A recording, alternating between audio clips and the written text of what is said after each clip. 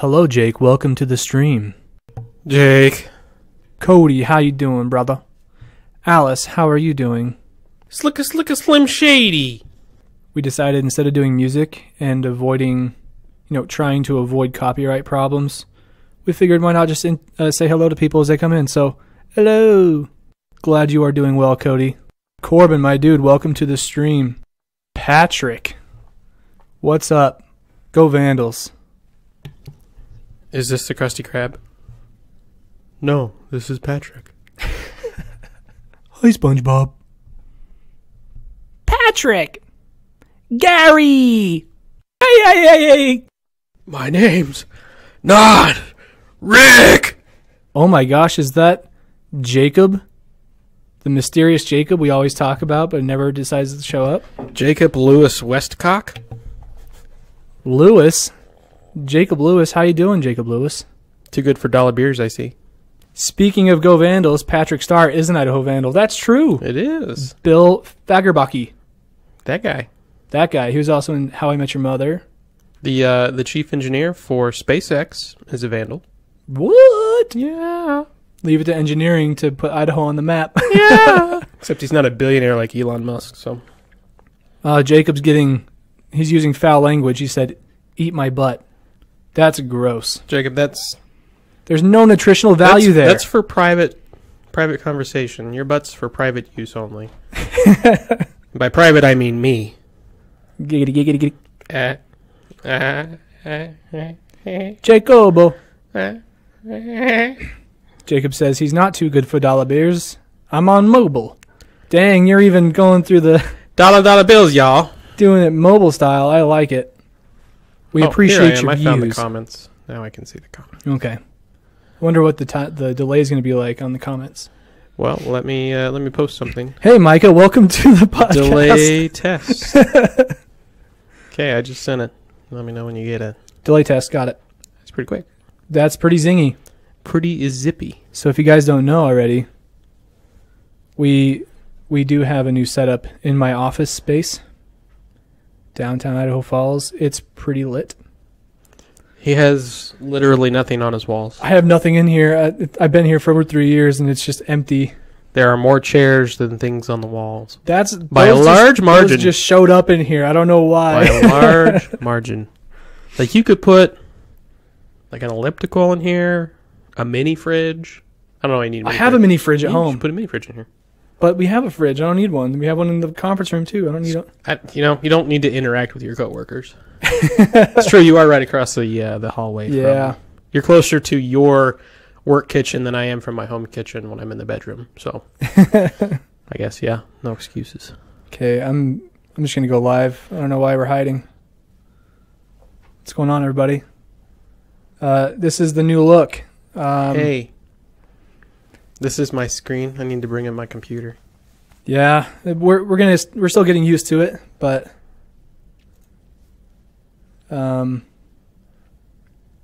yeah, I'm really excited about it though. I mean, just before we got started now, we're having decent conversation. There's people in here, and I think having just all this space, we're just not used to it. So we can have a side computer. I've got my main computer here. Micah can set up his team's logos on display. But because we have desk space, I'm seriously thinking about bringing some bobbleheads in. I have a Mark Schlereth bobblehead doll. Mark Schlereth? Go Vandals once again. A lot of Vandal mentions already, but just stick him right here, and I can stick him, shake his head around when I'm talking. I don't know, or flick his head when I make a good point. Ding, got one. So you need a third camera because we're getting super fancy, and you got to have a basketball basket on the wall. When someone has a hot take, you gotta sink it to solidify it. Solidify it. If you miss it, then it's crap. So I can do that. I'm surprised you don't have anything basketball in here. I really am. I don't know. A lot of room. I'm surprised I don't either. I don't know what it is. I feel awkward about bringing my personal belongings into my office space because I have to meet with people.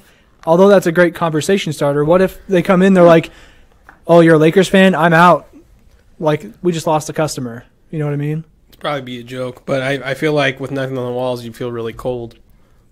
Like, I think it's working against you. But I have these windows. The sun beams right in here, sometimes right in my face. There's shades. It's like you're a vampire, Kyle. Like,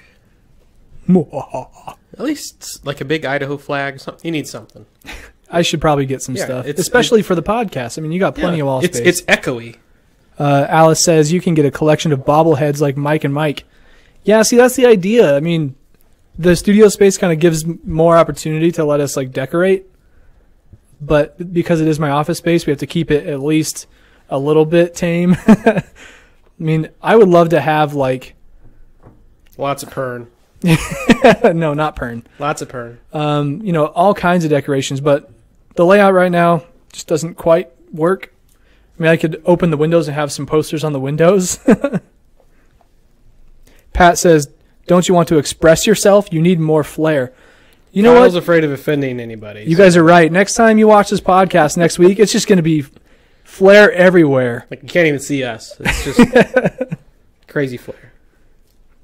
I mean, if you add too much flair, though, it just looks messy and yucky. Icky, if you will. But, hey, Micah, how was your holiday break? It's been a couple weeks since we've done a podcast. There's been a lot of holiday cheer going on. You know, it was great because I didn't have to do a podcast. Just kidding. That was me. I hate you. You're dead to me.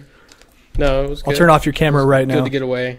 Yeah, true. I couldn't even try to fake control this thing anymore. So before I could, maybe reach over and hit escape. Escape. No longer. I could dive across the table, but yeah, Micah's now he's out of reach, so there's quite a ways away. No choice for him to be able to sabotage this thing. Nope. He is now here. Yep. And out of reach, and he can't. There's quite a delay with the video. Oh, with the video there's like a 15-second delay. So like it's kind of weird to be. I'm trying to watch the one that they're seeing, so when the comments come in, I can. Derek Lords is watching. Hey, I went to high school with Derek Lords. Nice. How you doing, Derek? I can't actually see who's watching on the desktop view, which I think is weird. You think that's something they would have? Yeah, you think that would be like I have it right here on Me Mobile. Yeah, so you can like swipe over and see who's there. Yeah. So Derek, we're just about to get started. About to get started. We're just talking holiday stuff. Jake says pictures of your fur babies, family pictures. I have a picture of Kelly that's like tucked away over here. You're in it too. I could stick her. Yeah, I am also in that. Trying to have some sort of a smaller ego. I'm like, it's a picture of me and my wife. You could say us. Yeah, it's us. A picture of us, me and Bay. Hi, Tony. How are you doing tonight? Welcome to the podcast. We're just talking a little bit of holiday stuff and then about the bet. But holiday stuff, I mean, Christmas, did that go pretty well with all your family? I don't celebrate Christmas. You don't celebrate Christmas? No, I don't celebrate Christmas. Okay, well, I'm sorry for your loss. Yeah. Yeah. You don't? For real? No, we do. Okay, I was like, geez, like pulling a quick one on me on the podcast even. For me, it's good. I mean, obviously when you're married, you got more families to please by showing your face. Exactly, one more family. Well, yeah, more families, but sometimes there's like a big family thing, and then there's like the smaller family thing. The intimate settings of the family. Yeah. I don't know if you've seen the madness that my wife Kelly's Keltron, her family's thing can be. There's like probably 40 to 50 people at this party. I've seen the madness that Kelly can be, so I believe it. She's tame. I mean, it's the kids that really go crazy, and I think Tony here in the chat can attest to that, so can Alice. But, kids they don't know. They're still trying to develop those social skills that we all already have, and some of us do anyway. Yeah, hopefully most of us. Jacob, yeah, he's not very social. He's not even, butterfly. He's not even talking anymore. Jerk. But, yeah, Christmas was good. I have to say thanks to my mom and my brother for hooking me up with a lot of the new podcast equipment. Like, they went in on, like, one of these mics and also a tripod and the second webcam, and that kind of enabled this to be even cooler than it was before, and thanks to them. And I don't want that to diminish the fact that all the other gifts people gave me for Christmas. This is just one I'm going to use all the time. I did get new tires, so shout out to all the people who helped me with new tires on the car. It got you to work today. I am here, my car's sitting out there with those tires on it. Like the next day after Christmas, I went to Tire Place. I'm like, here's the money. Do it. Do your worst. And so that's really nice to have, because that was something I was really worrying about. Like, my tires are just messed up and I can't afford it. It's like Christmas really just saves me every year. Quit buying all those drugs, Kyle. What? Quit buying all those drugs. Well, I gotta spend my money somehow. Gotta keep myself happy. I don't do drugs. Kids, don't do drugs. Stay away. Just say no. Stop, drop, and roll. The drugs say perhaps. Maybe when you're of age. When you're of age and you can perhaps. Make adult decisions, maybe you can do what you want. Perhaps. But anyways, in the last time we did a podcast, we had a bet, and we were initially going to bet on the Week 16 games, I believe it was, for NFL, and we were going to also bet on the Christmas Day basketball games, but we decided we would just do the basketball Christmas Day games. Yeah, keep it simple. Simple. There's only 5 games, and well, what do you know? I ended up losing again. Basketball is my undefeated. He's undefeated. Undefeated. Is that 3-0? Yeah. So I've done the crazy drink payment. Boston fan. The Boston fan payment. Yeah.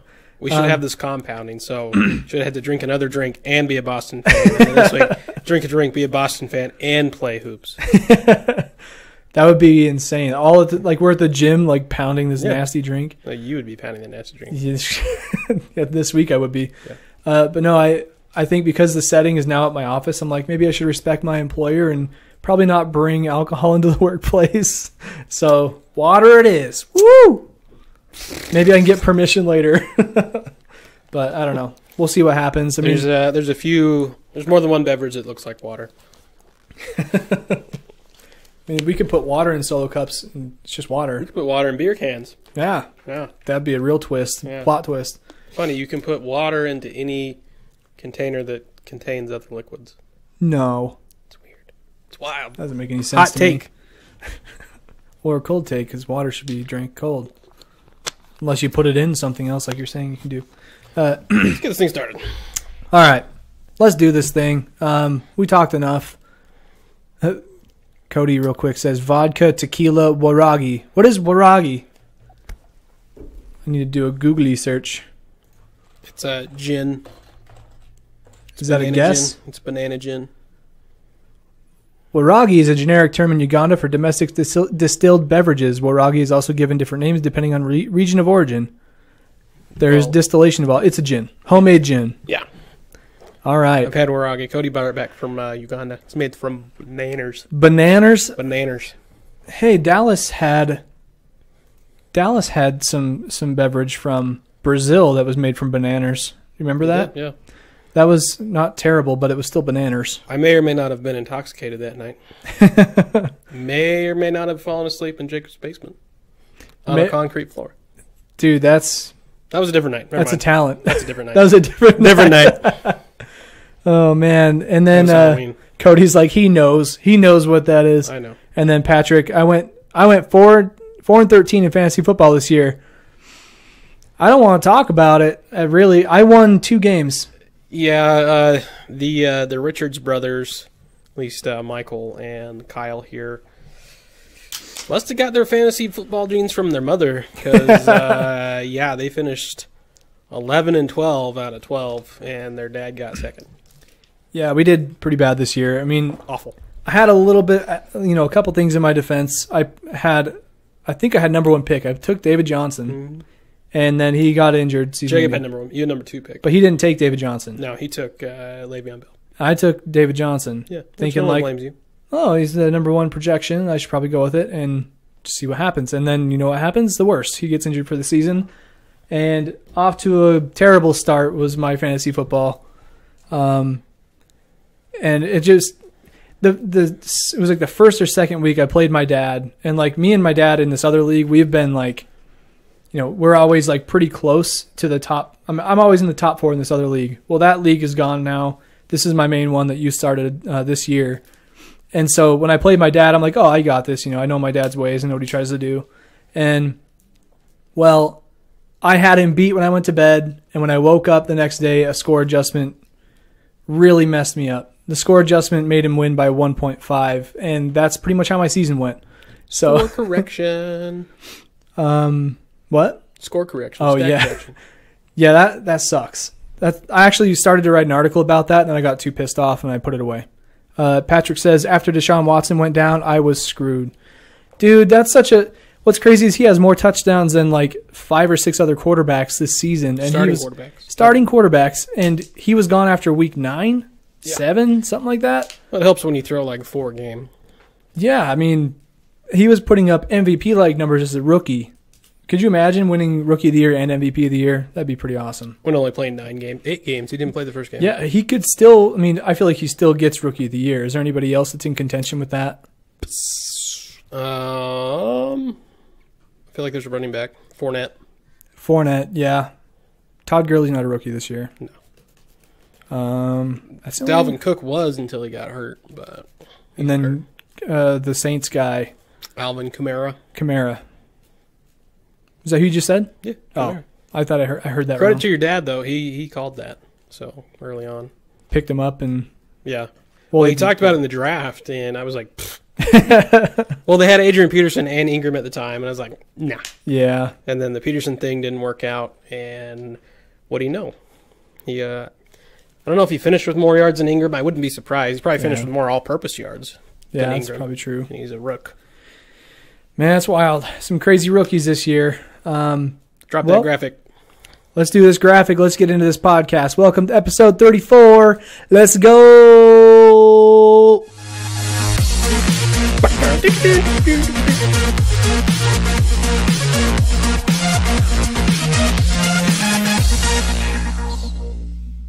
Sports. We live. Again, we're back. Hello. Wow, that was quick. We'll get better at this, I promise. Welcome. I feel like, 12 episodes in, we should be all right at this, but... Well, we need to do like a little succinct, like maybe even pre-recorded video, just something goofy. Right, so that just automatically plays. We don't have to think about doing it. Just do it. Keep it to 2 minutes at most, and then drop it. Yeah. So that's just more preparation, though, man. It's hard. Clearly, you don't spend your time decorating, so so I should have time. You should have some time. So I love how you just throw me into the bus all the time. It's just terrible. That's what I do. Cody says Fournette tapered off after the injury. Okay. Yeah. Yeah, he was on your fantasy team there, Cody. Codester. So let's dive into episode 34. Today we're going to be talking a lot about NFL, MLB. There's some Hall of Fame talk going around, and people who are on the ballot for that who might go in, who's going to get snubbed. And then also the college football playoff, obviously. Playoff? But I do have to do this quick thing where I have to tell you that abstract sports is bringing sports back to life, man. I saw this video recently of Kobe Bryant talking about basketball and what it's supposed to mean and all this stuff. And he was saying that anybody who believes in the philosophy that sports are a good metaphor for life, they can be a part of our team. You can be a Laker, Kyle? And I was like... You can be a Laker? He's not a Laker anymore. Oh, my God. He's a Laker for life. Kobe works for Kobe Inc., duh. But he said... And I was like, dude, my tagline's bringing sports back to life. Like, get at me, bro. We're pretty much already on the squad. Just no paycheck yet. You need to hashtag Kobe in this right now. Hashtag Kobe. That'll get him. Yeah. At Kobe Bryant. At Kobe Bryant. Yeah, at Kobe Bryant or whatever his name is. They could just go straight to his agent. Yeah. Mamba. Or his overflow phone. Yeah. Mamba. Overflown. But we're bringing sports back to life. We look at the game from abstract and popular angles. Try to relate things back to life. He could have his own little segment, the Mamba Mumbles. The Mamba Mumbles? Yeah, the Mamba Mumbles. I like it. I like where you're going with this. Yeah. Maybe we can do just an entire segment every podcast. Let's get him on the phone. You know what? I have his number right now. Yeah, good. Okay. It's 200 Kobe. I don't know. It's 824 Kobe. That makes the most sense. Got him. Cody's dropping 3 leaf clovers in the chat. Cody here is a Celtics fan, as you can see. They're playing tonight. They are. The Celtics and the Cavaronis. But Isaiah Thomas isn't playing. Not tonight? He played last night. They put him on rest. They don't want him on a back-to-back. That makes sense. I mean, especially when they're like being careful with him making contact in practice. You know, maybe they shouldn't do that. Yeah, and your second game back, you probably don't want to have to guard Kyrie. That's another way to break your hip. Probably not the best idea. He'll break your ankles and your hip. That'd be the worst. Like when I go to the gym sometimes and I'm playing basketball, one of my worst fears is like having somebody cross me up and I literally roll my ankle or break my ankle. Like that is one of the scariest things. Callie, come get me. Like the older I get, that's a thought I have in my head when I go to the gym. I'm like, please don't cross me over. And I'm like, just playing it light. I have 3 cats to feed. Can't end my livelihood. Hey, that's my wife. What? That was rough. No, that's bad timing. Bad timing. That's all right. And they're winning, so I guess the Cavs are winning. Cavs or Celtics? Celtics. Oh, sorry. okay. I'm watching the stream so I can look at the comments. I don't have anything else up on my phone. I need to find I'm bringing a my better place for laptop this. next week, or Becca's laptop. I'm bringing something that I can put at least the outline on because this is really tough flip-flopping from one tab to the other. And put something on your walls. Something on the wall. So a lot of things to do between now and next Something week. on the Got walls. it. Yeah. Well, I'm glad I have this set up so I don't have to do that again. Yeah. One flag and a couple of thumbtacks. Bam!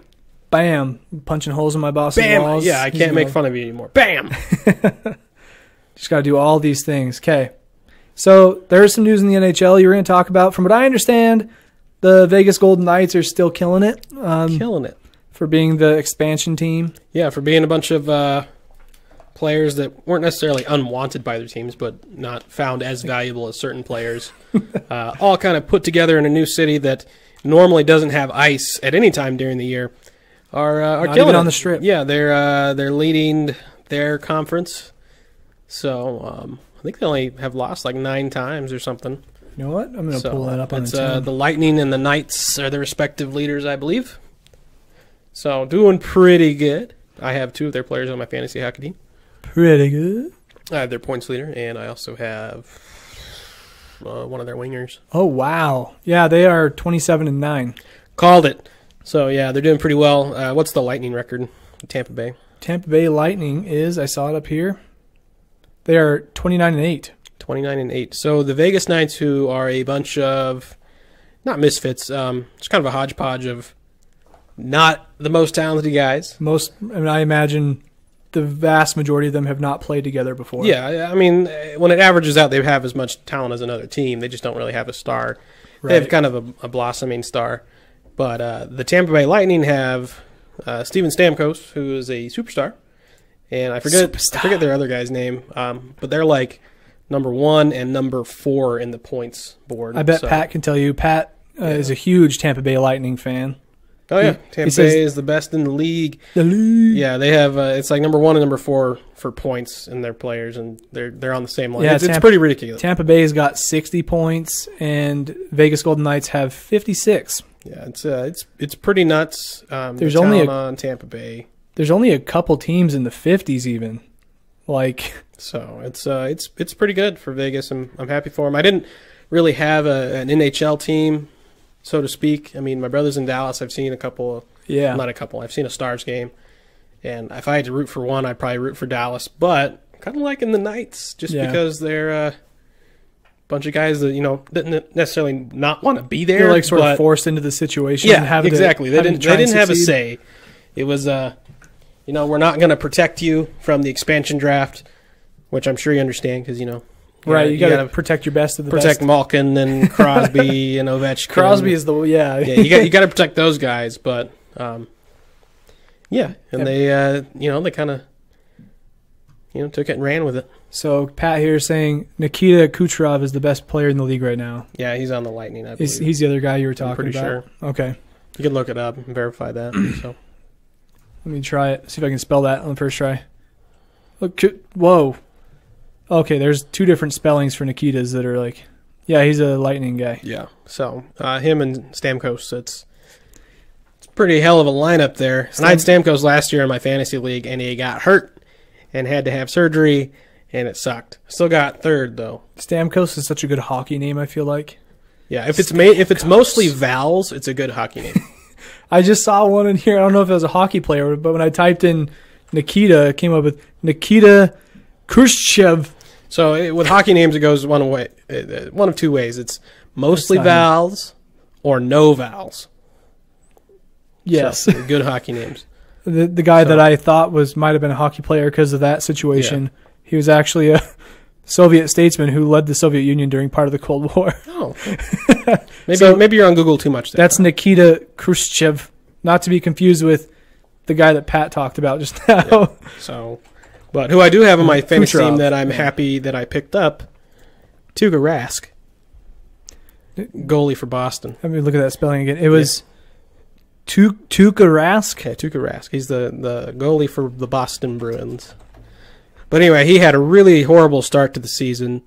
A former All-Star goalie went like 0-8. 8 straight losses. He's playing rather poorly. What his offseason was like. What was he doing to... I don't know. He was okay last season. I had him last season too. Party hard in Boston. Yeah, he was playing really poorly. Like, really bad. And they benched him, as coaches do when you play poorly. Yep. And he was out a couple of weeks. I think he played a game here and there. But then he earned the starting job back, and he's like 11-0-1. He got 11 wins, no losses, and 1 tie since then.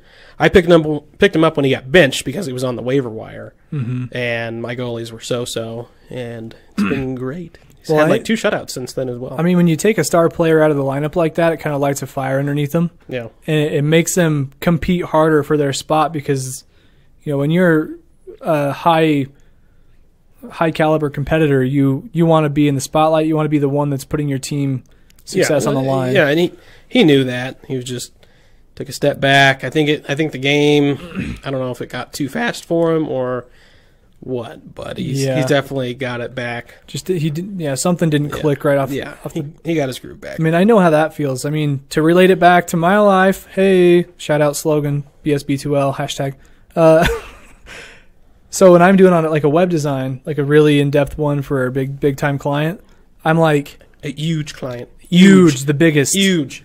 Clients. Yes, I know clients, right? Clients. And I have the best clients. That's why when I'm like working on a huge website for them, I want to like knock this thing out of the park, and I want them to like give me good feedback and then spit out some revisions and give them what they want. But there are certain times where I'm like working on a long web design and I get to a point where I'm like, I've got to step away from this because like I'm just not, like things aren't clicking for me. So it's kind of like that guy when he's trying his best, but it's still not enough. He steps away, comes back, and he's just like knocks it out. That's what happens to me a lot with web design. A lot. In web design and code, because like you can get stuck on a problem, then come back and be like, oh, I haven't tried this, and then it works. You're like, glad I took that walk around the block. Awesome sauce. So that's. I'm gonna use that at work. Like, where are you going? I need to walk. Like, you have patience. I need to walk. I'll do it better next time. Not on my A game, Doc. It's okay. I missed her eye with the air puff test. I'll take a walk. I'll come back and get it right next time. By the way, ITD, get at me. You need to hire me. I'm tired of applying for jobs and not getting calls. Shout out ITD. Yeah. Actually, speaking of design stuff and the ITD, my dad and my father-in-law, who both work together in the same office, as you know, they showed me this design competition to design these safety coins. I'm sure that went well. Well, I haven't submitted anything yet, but they're due on the 15th of January. And I thought they showed you some designs. Oh no! Well, then I was like, check out what we made. That was probably pretty swell. Yeah, state employees designing things. That's just a scary thought to me. Yeah. Papyrus everywhere, Comic Sans. Papyrus. But herbal teas. But basically, Shakira merch. It's just like these little like coins that they give out as rewards to people for being safe for a year, not getting in a wreck for a year or something like that. You know what everyone loves? Money. You know what we're not going to give you? Money. You know what we are going to give you? Something that reminds you of money. Yeah, coin. Coin. Can you spend it? No. Yeah. And so I'm going to come up with some designs for that. I haven't really there's so many things I could think of, like a hard hat. Obvious pick for a safety coin. A seatbelt. Seatbelt. A cone. Maybe like a double seatbelt cross. Like an airbag. A life vest. But I mean, I feel like I need more context. Like a friend, which is a climbing utility. What are we rewarding these people for doing? Not getting in wrecks? Okay, then I'll put a seatbelt on this thing. Yeah, I don't know. If I received a safety coin, I'd be like, can't you just Give me the money. What this cost, a quarter? After you paid for the coin to be stamped, paid the designer, and you made 10 coins. What are these coins worth? Give me that instead of making me some damn coins. The designer is not going to get paid anything, I can tell you that much. I don't even know what I get if I win. The designer's doing it wrong then. Yeah, well, sometimes you got to do stuff for free to get noticed, but I don't really need that. But I still am going to submit. They're expecting me to, so we'll see what happens. There's a fun little tangent for you guys, since we're on the topic of ITD and design. Two things you never want to hear in the same sentence. Just make a coin that says hire Micah. Submit that design. Send this straight to HR, please. Yeah, got my email and phone number on it. Oh my gosh, that's great. So I'm going to hire you to do that.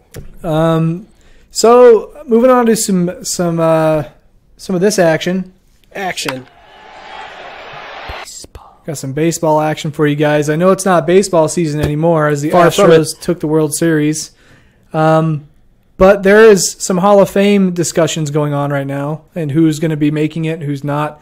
I was informed yesterday in my test broadcast on my personal Facebook. Actually, Pat here in the comments, his little brother was saying that, what's his name? Let me go find it here. He was saying that as of last night, Edgar Martinez could have been in the Hall of Fame. Edgar Martinez. I'm pretty sure that's what he mentioned, but in my studies, like I don't know very much about like balloting and stuff and like how many votes they need to get or how that works. But according to baseball-reference.com, it's have you ever seen that site? I mean, they didn't pay us for this spot right now, but I'm just saying that they have like all the stats here that you can think of. And what's cool is you can go through and like select different rows, and so you can like highlight stats you want to talk about in a podcast. So it's really helpful. What? Yeah. What? Okay.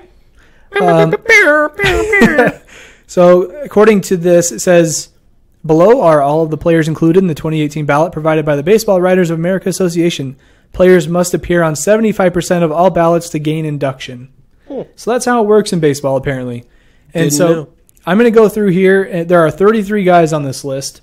I just want to go through, and I want you to tell me who you recognize, like by name. Because, I mean, I have a few that I remember, but I'm not a baseball guy. So, okay. Trevor Hoffman. Yes. Vladimir Guerrero. Guerrero sounds familiar, but that's right. Edgar Martinez. Yeah. Roger Clemens. Yes. Barry Bonds. Yeah. Mike Mussina. Mm-hmm. Kurt Schilling. Yep. Manny Ramirez. Yep. Larry Walker. Yep. Yeah? Is he a Cardinal or something? I don't know that guy. I don't think so. Fred McGriff. No. You don't know Fred McGriff? Oh, when I was really little, I remember talking about Fred McGriff. That's just such a cool name. But I remember Fred McGriff. The crime dog? Yeah. Billy Goats McGriff. Jeff Kent. Gary Sheffield. Yeah.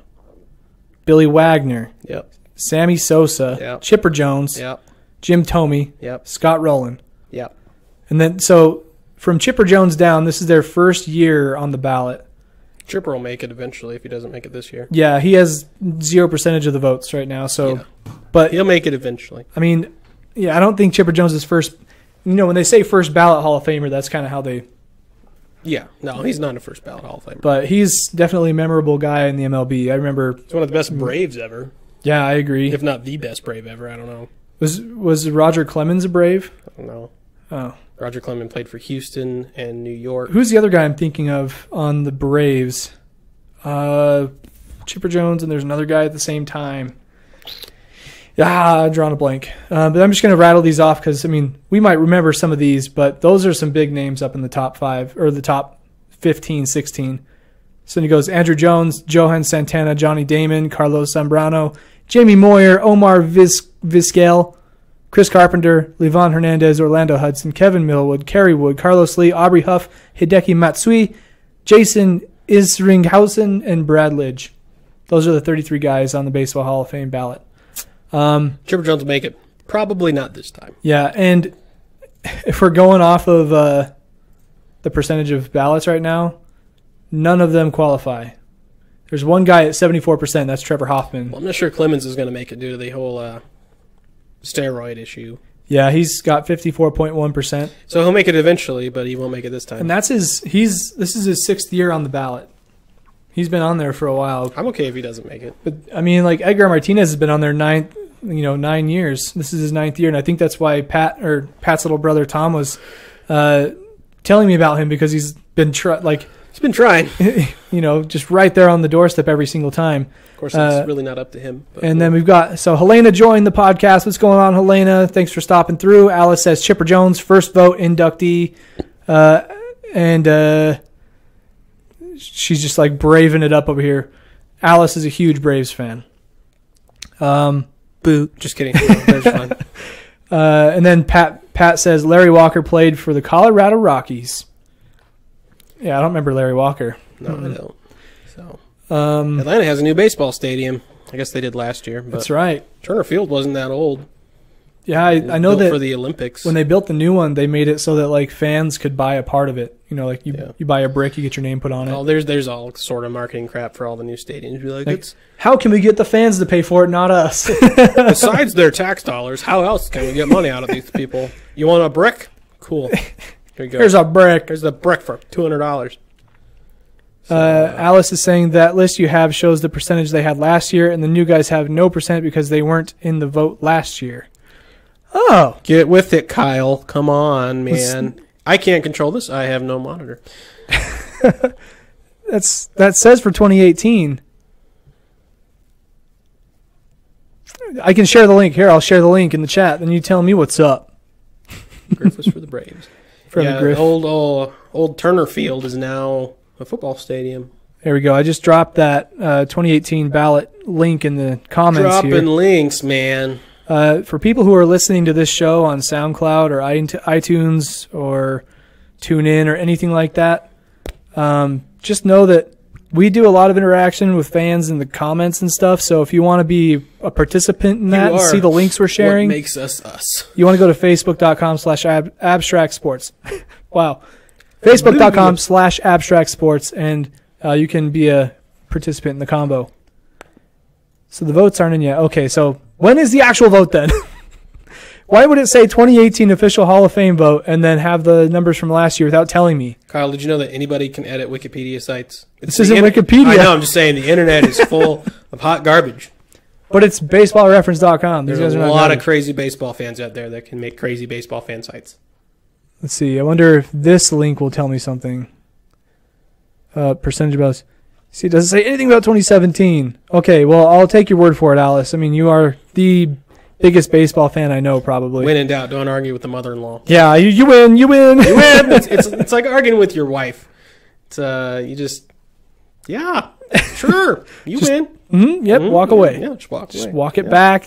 Be alive at the end of the day. Happy wife, happy life. Happy mother-in-law, easier life. So yeah, they could make it real difficult, but I feel like they wouldn't. But I'll always be nice. Don't worry, Alice. Hear what he says off the microphone. Yeah, I'm like, man, she's awesome all the time. Man. But yeah, so that's... Wish Eric would let me drive his Jeep. Actually, no, I don't like Jeeps. You don't like the Jeep? Oh. No, I drove our buddy Dallas's Jeep when he had that. That's a different Jeep. I almost ran into McDonald's drive-through wall going through there one time driving it because the wheels stick out, and I'm not used to that. Like, I use my reference points, but the hood is this much shorter, so I'm like, I'm looking where I should. Oh, dang, I just about hit that pole.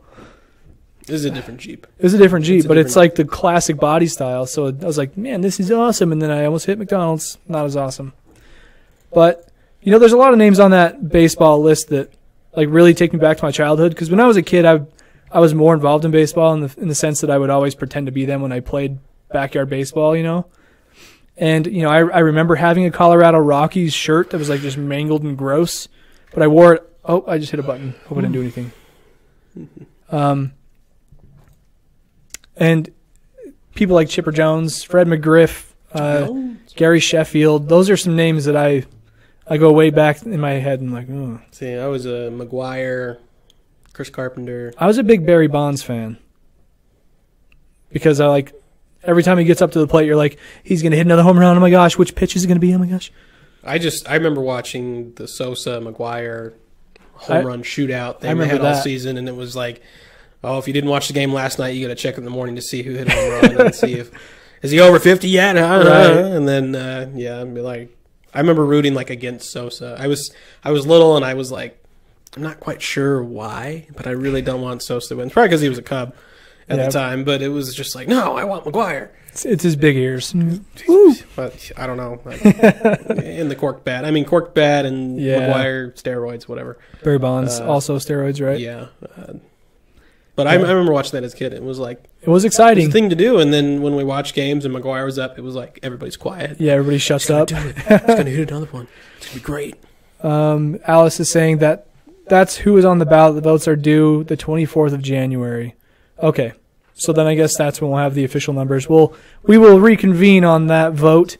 I stand corrected yet again. I'm always getting things wrong, but I'm just happy it's in the baseball category. And you run a sports podcast. Look at you. Bringing sports back to life. I'm trying to talk about sports and life. You treat this podcast like you treat your walls. Undecorated. Lazy. Just kidding. Well, that's the fans' fault. No, I'm just kidding. You download graphics from the internet. You don't make them from scratch. How dare you? I don't make anything from scratch. Nothing. It's like I don't get paid to do that stuff. Well, not necessarily that stuff, but graphics nonetheless. Roger Clemens, a steroid guy as well. This is Alice. I guess that's what I was saying. I wouldn't care if he made the Hall of Fame or not because. Oh right, when I was listing them all off. Okay. He's a cheater. Cheater. Of course, I wouldn't be surprised if it came to light that all of them were cheating. But yeah. Anyway. I think that does it for the baseball. That was a lot of baseball time. That was a lot of baseball, but in its off season. But I mean, when you're talking like Hall of Fame baseball, though, you can it goes so far back that you can try to guess if you remember people, and there's a lot of time in between now and the past. I want to keep playing with this thing. Just keep playing. Take it away from me. Doesn't make it sound any better when you play with it. So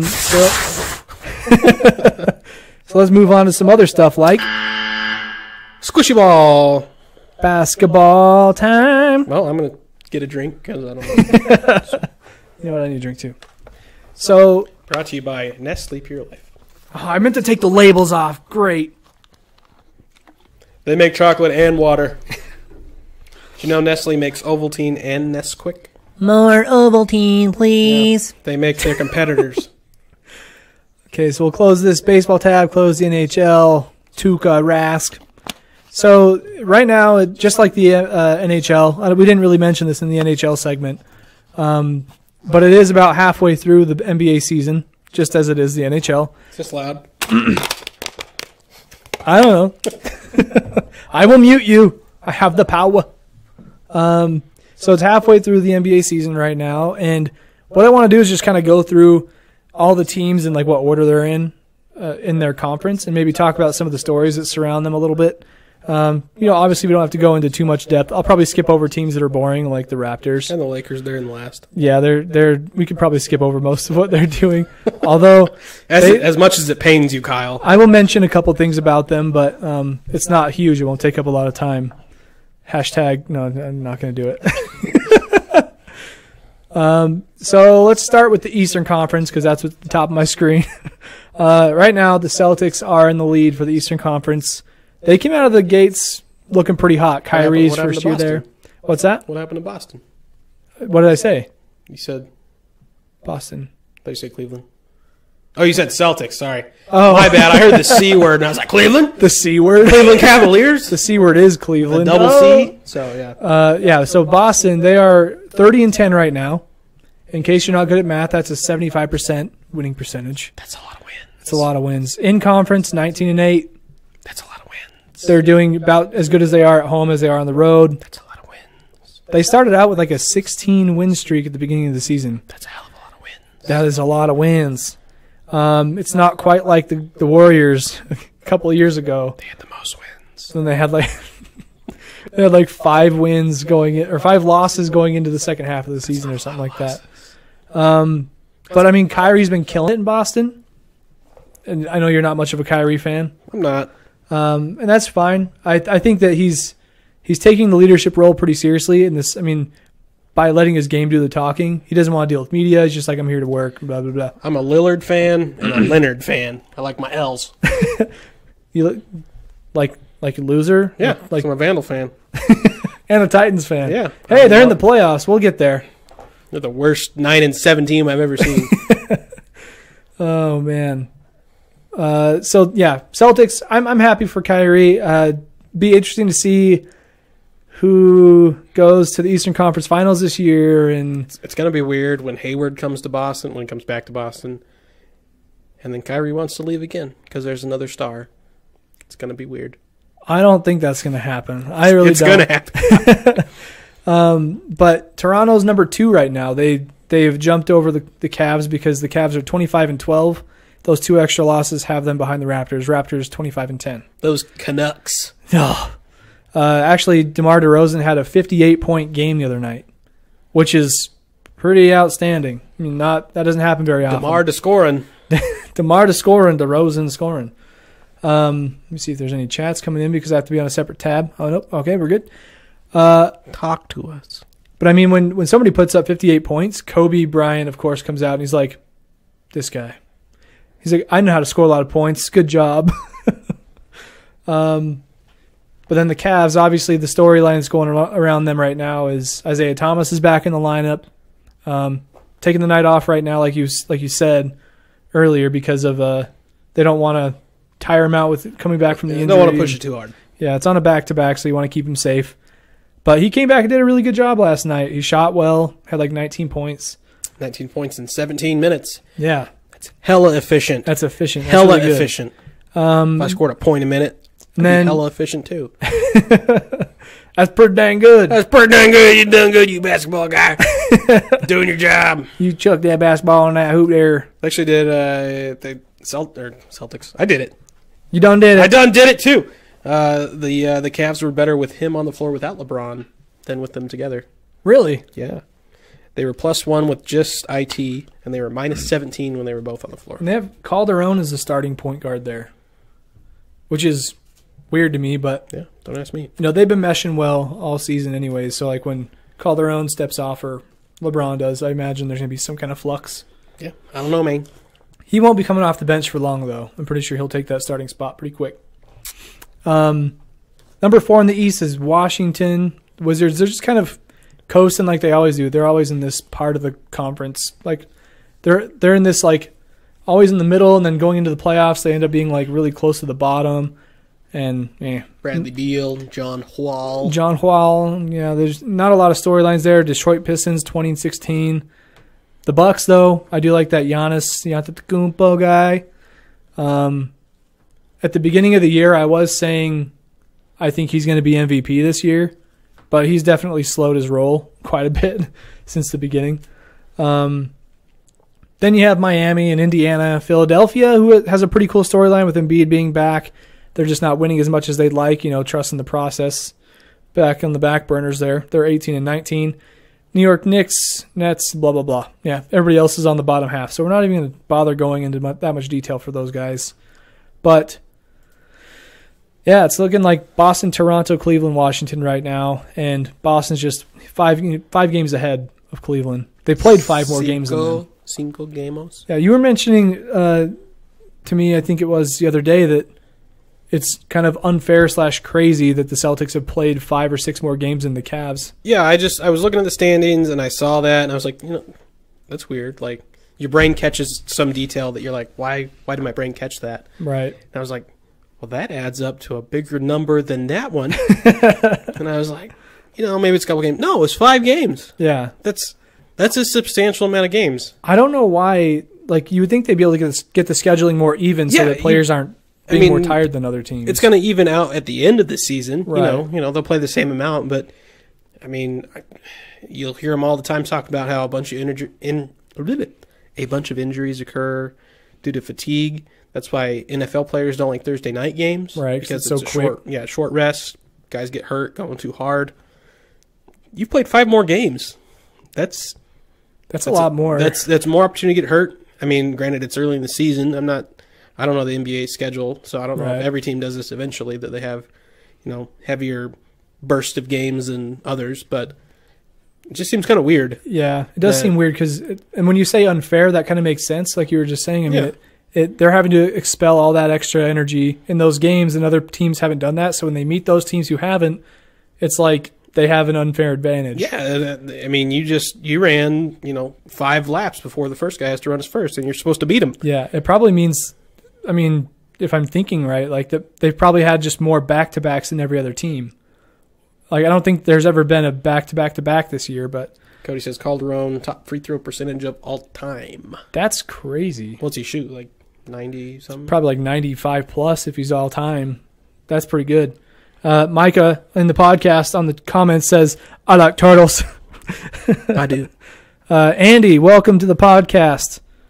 4 viewers. I've missed you. Thanks for being here.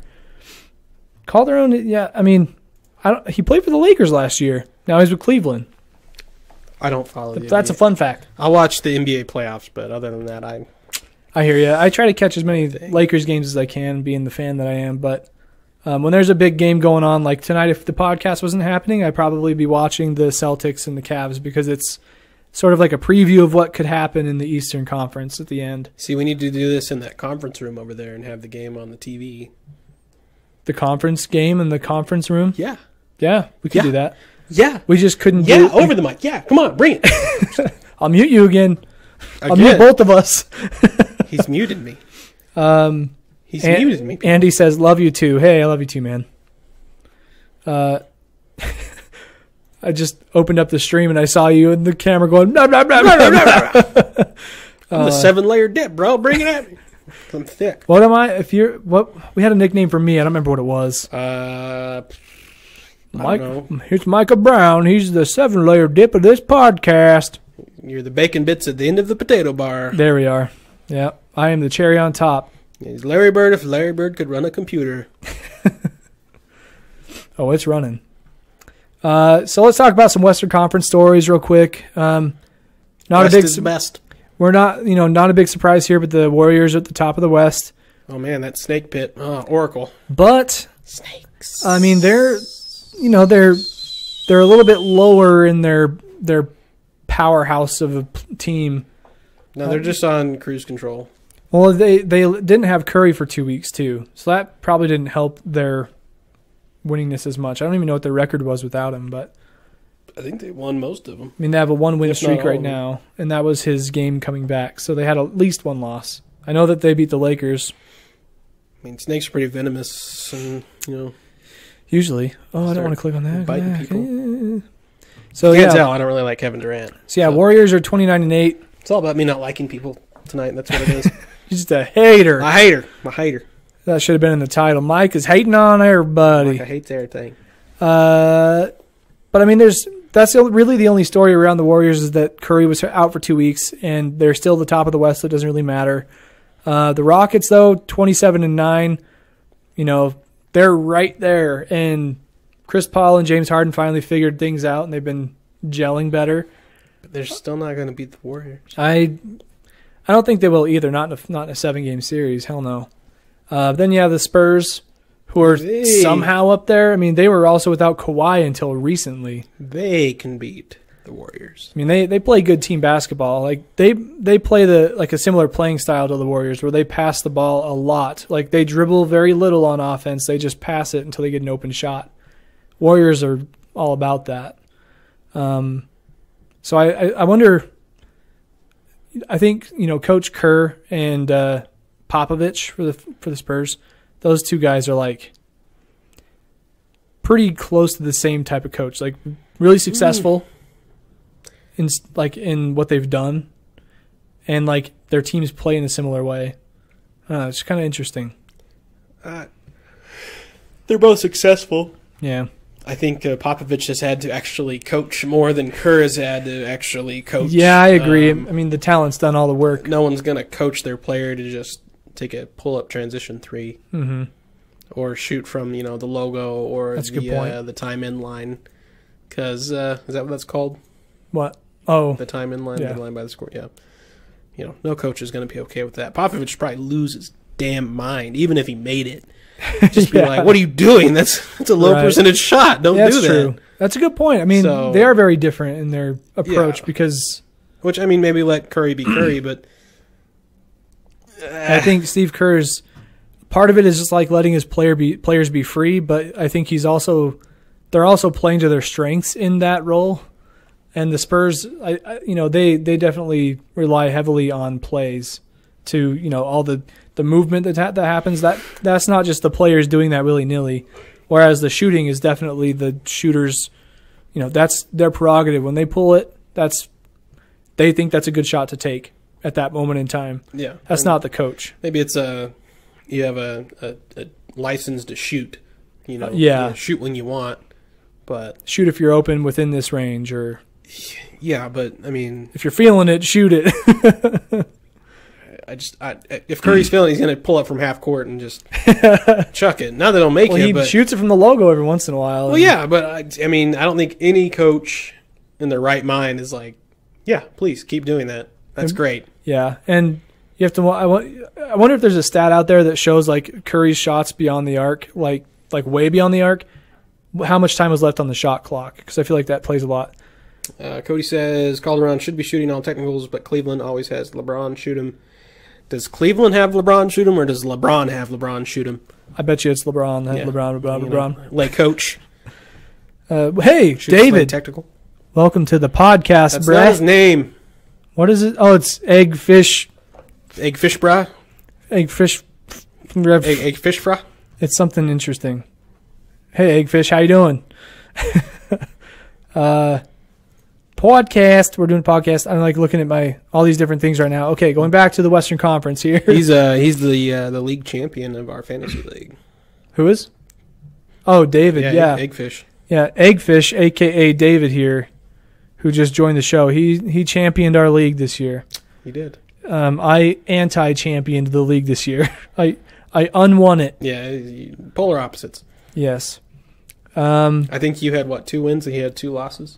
2 wins, baby. Yep, we were opposites. One of them was a garbage win because I was already out of the playoffs. So number 4 in the West is the Minnesota Timberwolves. Do you think Jimmy Buckets is doing work over there instead of in Chicago? He's doing work. Yeah. Doesn't mean it's going to get him anywhere. But they're number 4. I mean, that's pretty cool for them. I'm pretty excited for the Timberwolves because they're like one of those young teams that they try to do everything right, and it's finally like all their work is sort of showing right now that they're in top 4. I like Towns too. He's cat. He's so fast for his size. Like he's got moves too. When you see Kevin Durant in real life, that dude moves fast. But Karl Anthony Towns, he's bigger and faster. Yeah, it's like if Kevin Durant ate. Yeah. Ate more than once a month. Pretty much. Like I watched some highlights and I'm like, was that sped up? Because he's moving so fast it doesn't make sense to me. Yeah. So Kevin, if you eat more than once a month, you can be as big as Cat. So, whatever. Yeah, I mean I'll say the MVP can do whatever he wants. And MVP, former MVP. Cody says not sure it's noticeable though. Oh, I scrolled down. Yeah, I mean, I think LeBron shooting technicals might kind of go back to how the NBA is a show. They don't call travel. They're calling travels more. Oh, yeah. They don't call travels. They don't call all the ticky-tack things most of the time because it kind of kills the game. People paid money to see LeBron. How do you get LeBron on the stage? Yeah. By himself? Have him shoot a shot. Have him shoot a technical free throw. It's purely LeBron. Yeah, I think that's one thing that's definitely noticeable when you have the number 1 guy of all time on your squad. LeBron did say before the season the one thing he hasn't done is shot over 80% from the free throw line. That's true. So maybe he's working on that. Yeah, he's like, how can I get more attempts? Yeah, I'll just go take the ball from the ref and shoot it before Calderon can get over there. you miss 100% of the shots you don't take. Wayne Gretzky, Michael Scott. If you're not first, you're last. Yeah. Ricky Bobby. Or whatever the dad's name was. It's Ricky Bobby. David says, hey, dudes, enjoy the basketball talk. Yeah, we got you, boy. That is interesting. I never noticed that. Thanks for sharing that, Cody. Then you got OKC at number 5 in the West. Those are they above 500? Barely. They're 20-17. Could be worse. I called it. Yeah, I mean, I said they'll find a way to mess it up. 3 superstars trying to shoot all their shots and just not working out. Of course, can you really mess it up if you never had it going? Yeah, that's true. So maybe I didn't call it. I spoke too soon. Yeah, blew it. I blew it. No, I mean,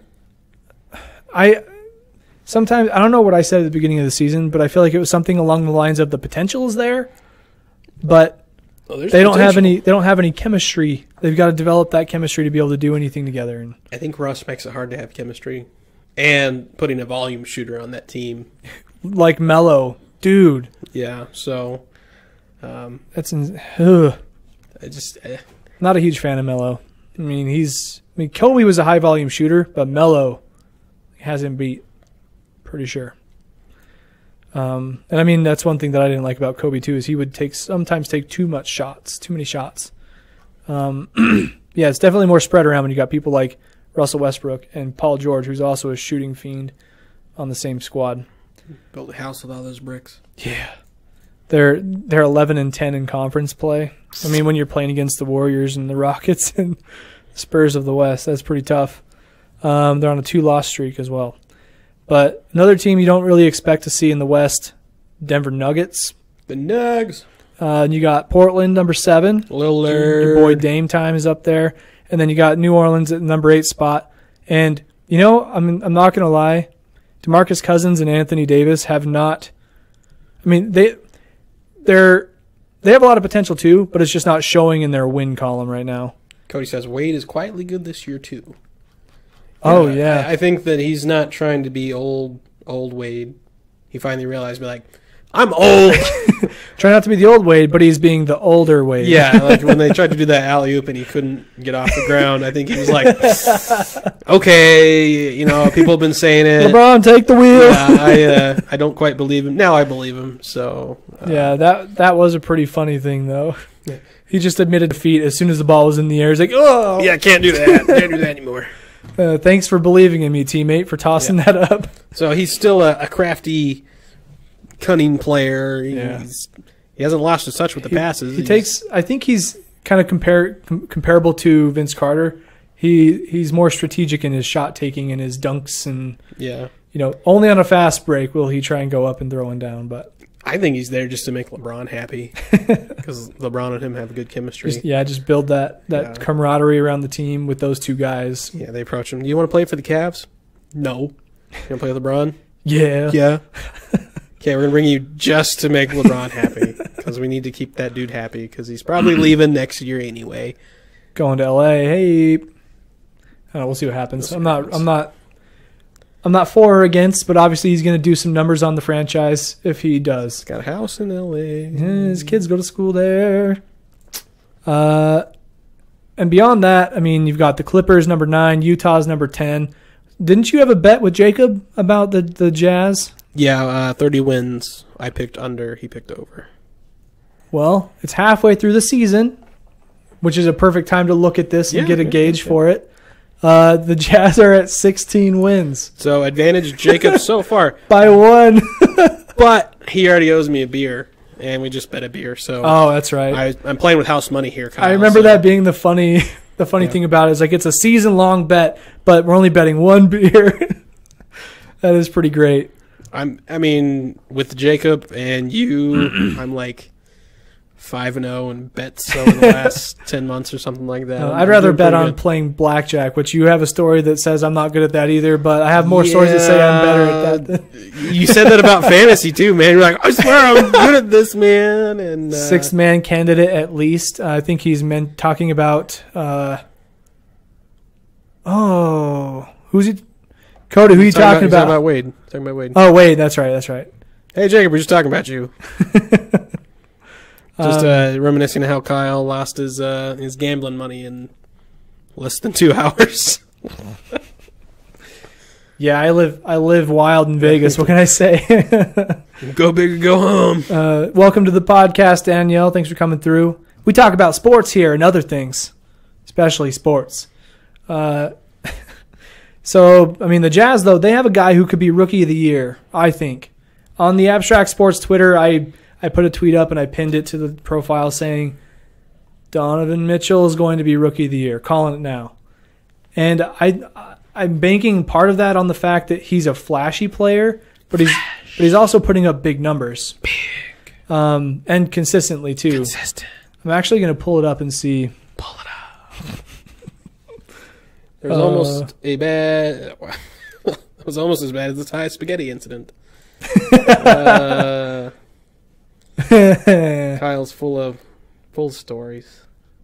Yeah. So Jacob can't spell. He must be it. Oh, wait, never mind.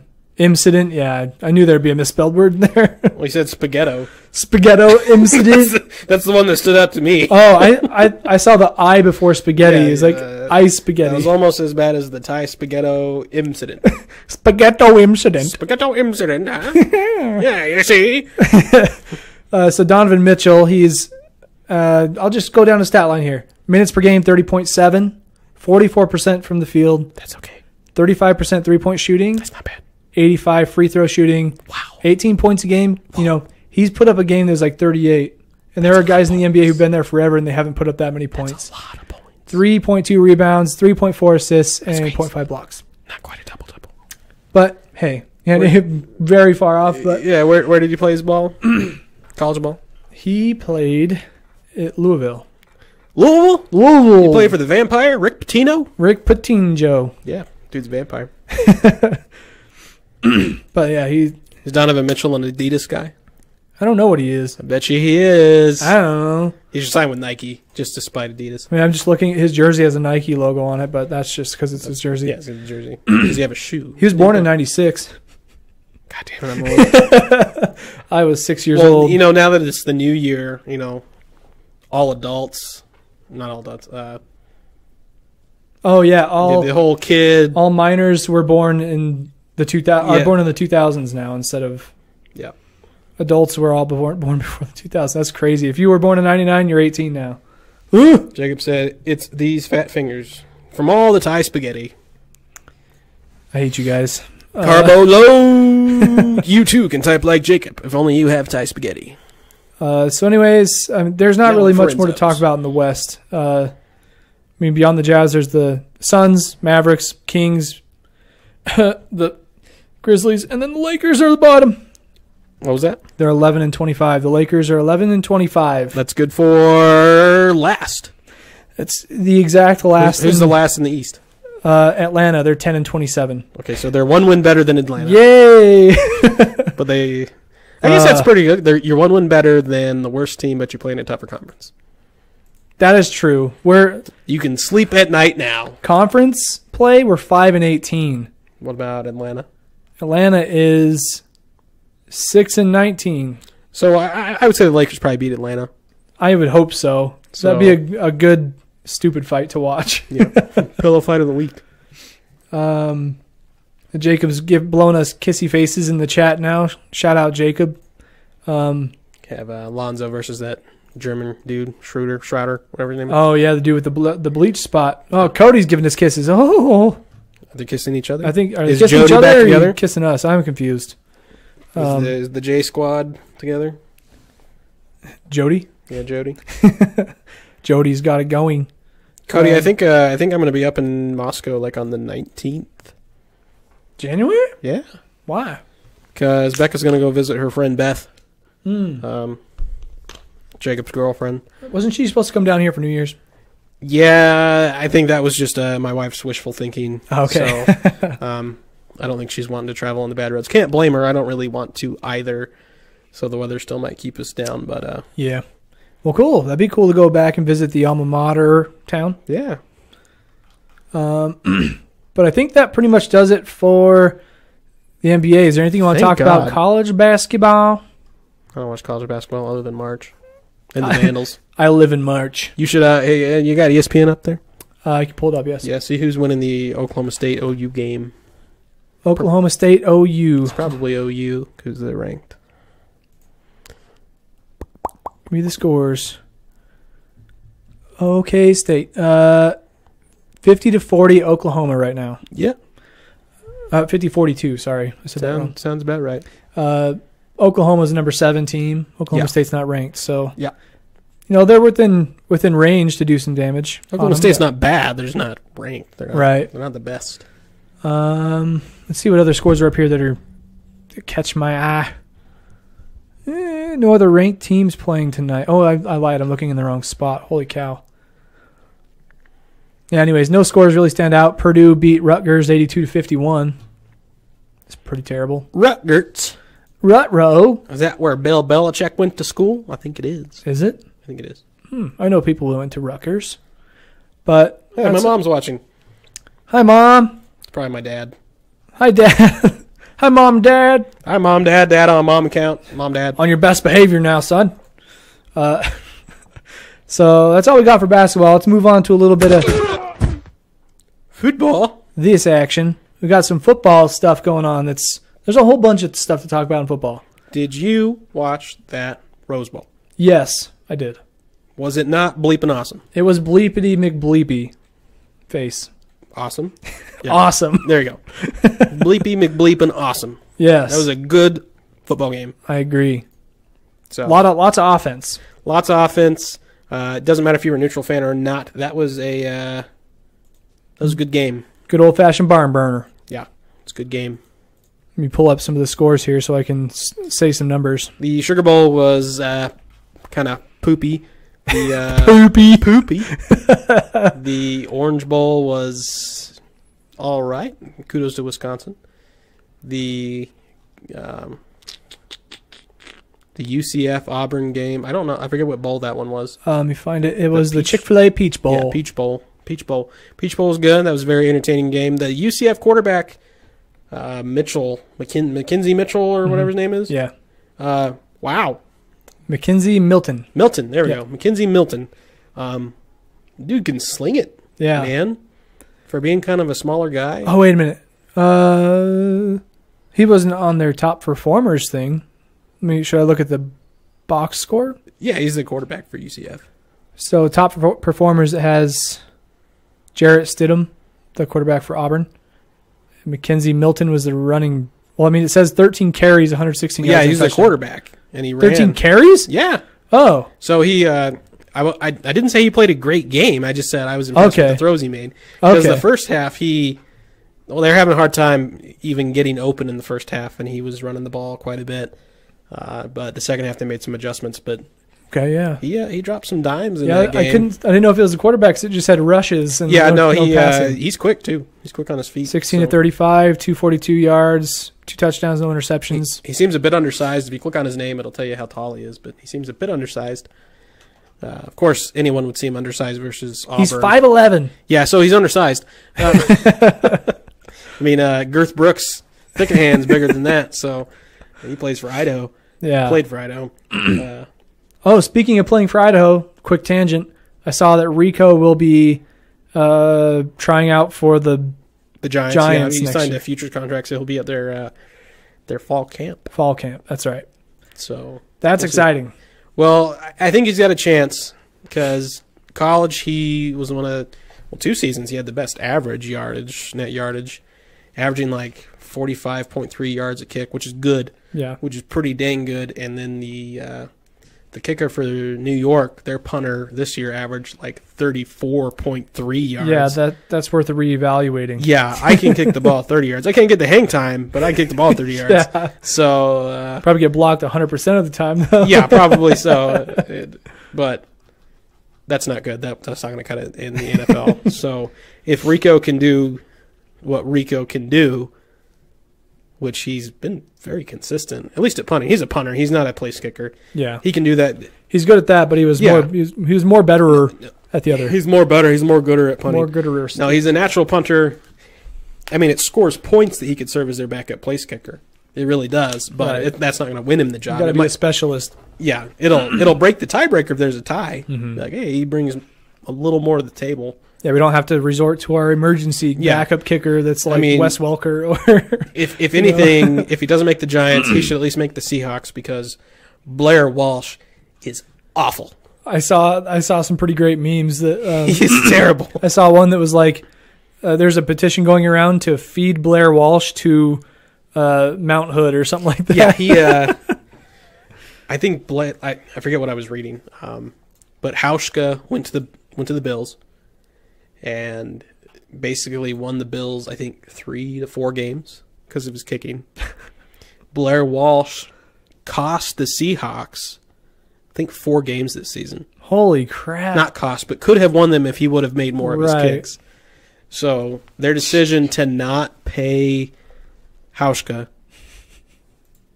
just not to pay him, because he would have stayed. Hauschka wanted to be a This Seahawk. is like kicking him in the pants right now. Yeah, and they just didn't want to pay him. Cost them maybe it would have cost them a playoff spot because they were in the playoff hunt until the last week.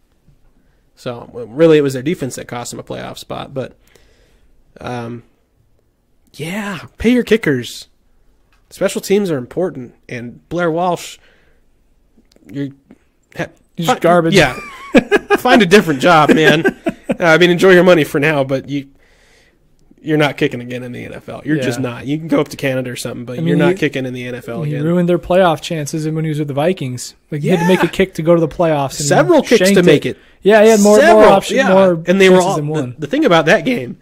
All those kicks were within like 30 They yards. were really short. They were easy. I remember just being like, this guy is going to get killed after the game. Like, the fans aren't going to let him. And what was that team they played? It was the Seahawks. It was the Seahawks. How in God's name, your deity's name. Why would you do that? Yeah. Like, you've seen this firsthand, what he does. And it's benefited you. Yeah. And so he did it all year in Minnesota. Why do you want him? Like, makes zero sense. Yeah, Minnesota's like, we tried to warn you. We really did. And they're like, yeah, don't want to pay Hauschka, who's been super consistent and really good. Yeah, he was always good for the Seahawks. Yeah, it didn't make sense to me.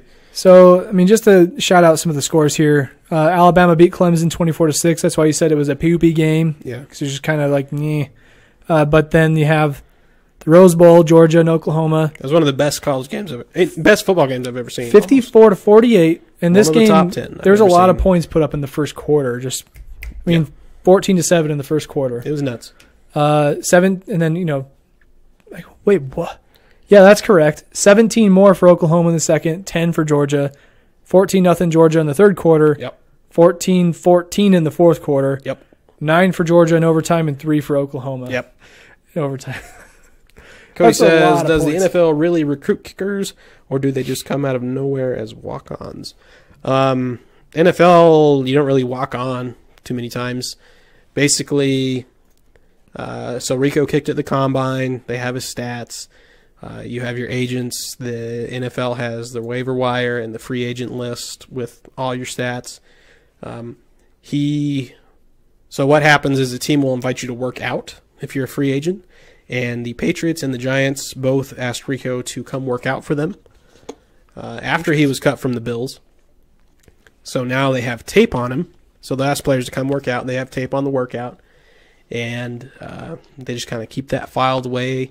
So when they have injuries or they need to make a roster move or clear cap space, they have a bank of players that they know what they're worth and what they bring to the table. So they can always, if a kicker's doing terrible, they can just go to the tape and so they can call him. Out. So the Giants and Patriots, I guess, have suspected that they may need a kicker coming up. May need a new punter. And then, because he worked out middle of the season, I think, for the Giants. Mm-hmm. And lo and behold, the Giants finished dead last in net yards for their punts. So they're bringing him in. If anything, for competition. Yeah, he'll make a little money while he's there. He might even win it. That'd be sweet. Yeah, he was brought into Buffalo to compete with Schmidt, who had a really bad year. Not as bad as the Giants punter did this year, but to kind of light a torch under Schmidt's butt. And it worked. Schmidt had a great season. So we'll see. I hope that he makes the team. I don't want to buy a Giants jersey, but I might have to. Yeah, I mean, if he you don't want to rep the Giants, but you have to buy a Rico jersey. Yeah, I feel like, I watched Rico since he was a freshman. I watched Rico for 4 years do his thing. I didn't get to watch him. I mean, I graduated and moved before that, but I would still buy one. I mean, it's so cool to see Vandals in the NFL. Yeah, and Rico's a good kid. And the Vandals, they tend to, they always have good punting talent because they punt the ball a lot. But their numbers stand out because they are good punters. Yeah, some of those bad years in Idaho, the punters had more yards than the offense did. That's bad. There's another guy before him that was one of the top punters in the league. Cody says, "Yeah, my relatives, Seattle fans, always talk about the Hauschka Walsh thing. One was pretty far. One of the kicks, yeah, maybe. Walsh was bad. I think Walsh was really bad. It was in overtime. They had to match, and he missed like a 25-yard kick or something like that. Walsh. No. Boo. That's the one you want to make, Bray. Yeah, you would rather have an Aguayo now than you would a Walsh. Yeah, and Aguayo, he got drafted first round by the Bucks, and you see where he is now. So like, there wasn't a lot of recruiting done there. I mean, they just kind of picked him up. I feel like the Aguayo thing. It's so weird they'd pick a kicker first round. It just doesn't make sense to me. There's a reason the Bucks haven't made the playoffs in a little while. Oh man. So, but I think Aguayo's it's more mental. Walsh, it's mental, and now it's. You suck. You can't recover from Walsh's resume now. Aguayo, I think he could. He's a Walsh. He's a Walsh. Don't Walsh it. Time to go wash my clothes. Kyle Brotzman. That'll make you feel old. Oh boy. Yeah. There was obviously a bunch of other bowl games, but those were the highlights. So we can look forward now to New Mexico State won their bowl game, ending a 57-year bowl drought. That's awesome. Yeah. Good for them. Good for them. To be their only one. But we've got Alabama and Georgia in the championship game this coming Monday. You've got, Nick Saban, who I think is a gangster, like a mobster, and he does his seem like one. former defensive coordinator, Kirby Smart. So you kind of got it's like the master and the yeah, student. you got a Skywalker Vader thing going on right now. But unfortunately for the college football world, it's SEC versus SEC. Yeah, I saw headlines asking, is it bad for college football if it's SEC, both teams in the final? Yes, it's bad for college football. However, college football is not on any sort of decline. Different coaches, $100 million contracts, claiming there's no money to pay the players. It's insane. Bringing over $1 billion a year in revenue. So is it bad for college football? Yes. Is it going to kill it? No. Is it going to leave a dent? No. The way that you bring more people in is you diversify things. Mm-hmm. So, Alice is watching. Hello, Alice. How's Portland? Oh, different Alice. Different Alice, yeah, different Alice. But yeah, when you diversify things, you bring somebody in from two different conferences, you've got all of their fan bases watching at one time instead of just like, I'm an SEC guy. Oh. Yeah, there's more to it than that, but the whole playoff thing was meant to get it's meant to get the best teams. Mm-hmm. That's what they'll tell you first of all. And I think they did. I think they got the best teams. But a big argument for the playoff before it happened was there was an SEC versus SEC BCS championship, Alabama LSU. Nobody liked that because they'd already played in the year.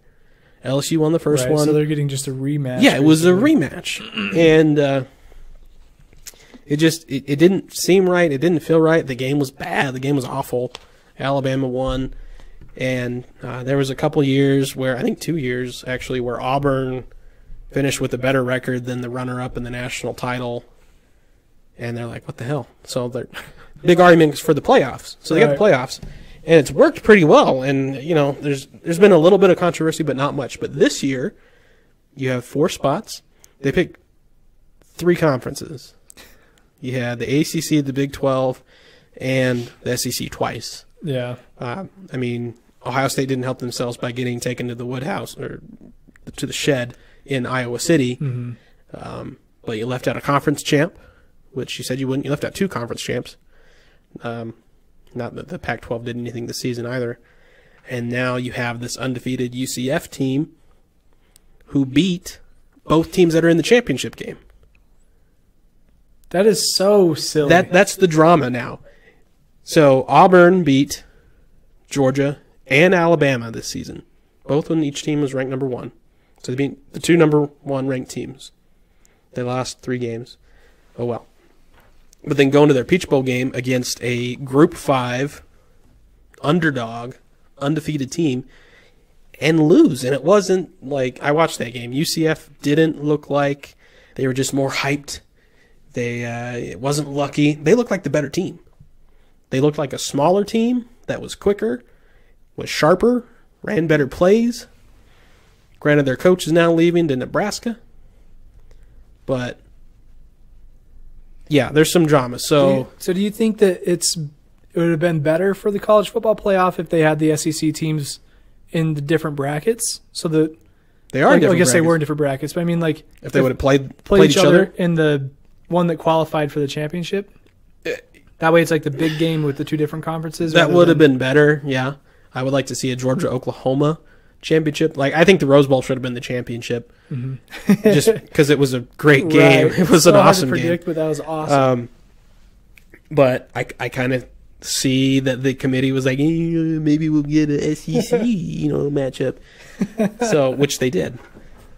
But yeah, that's the drama right now, and I see how UCF is upset. I see how people are upset. I'm kind of like, not upset, but I'm kind of bummed. Right. Like, Ohio State won their bowl game. They won their conference, and they look like a pretty good team. Beat some top seed teams towards the end too. They beat Wisconsin the game, our first. Yeah. They beat Wisconsin pretty handedly too. Oh yeah. And they keep going back to that game they lost to Iowa City. And they're always, it seems like every year somebody gets screwed, and they're like, oh, well, you can lose, but you better do it early. Or do it to the right team. I'm like, well, there's like a catch-all phrase. Yeah, a loss is a damn loss. Alabama has a damn loss. Yeah. Georgia had a damn loss. Oklahoma had a loss to Iowa State, who's historically bad. They're good this year, but, everybody has a loss. Nobody was undefeated except UCF. UCF.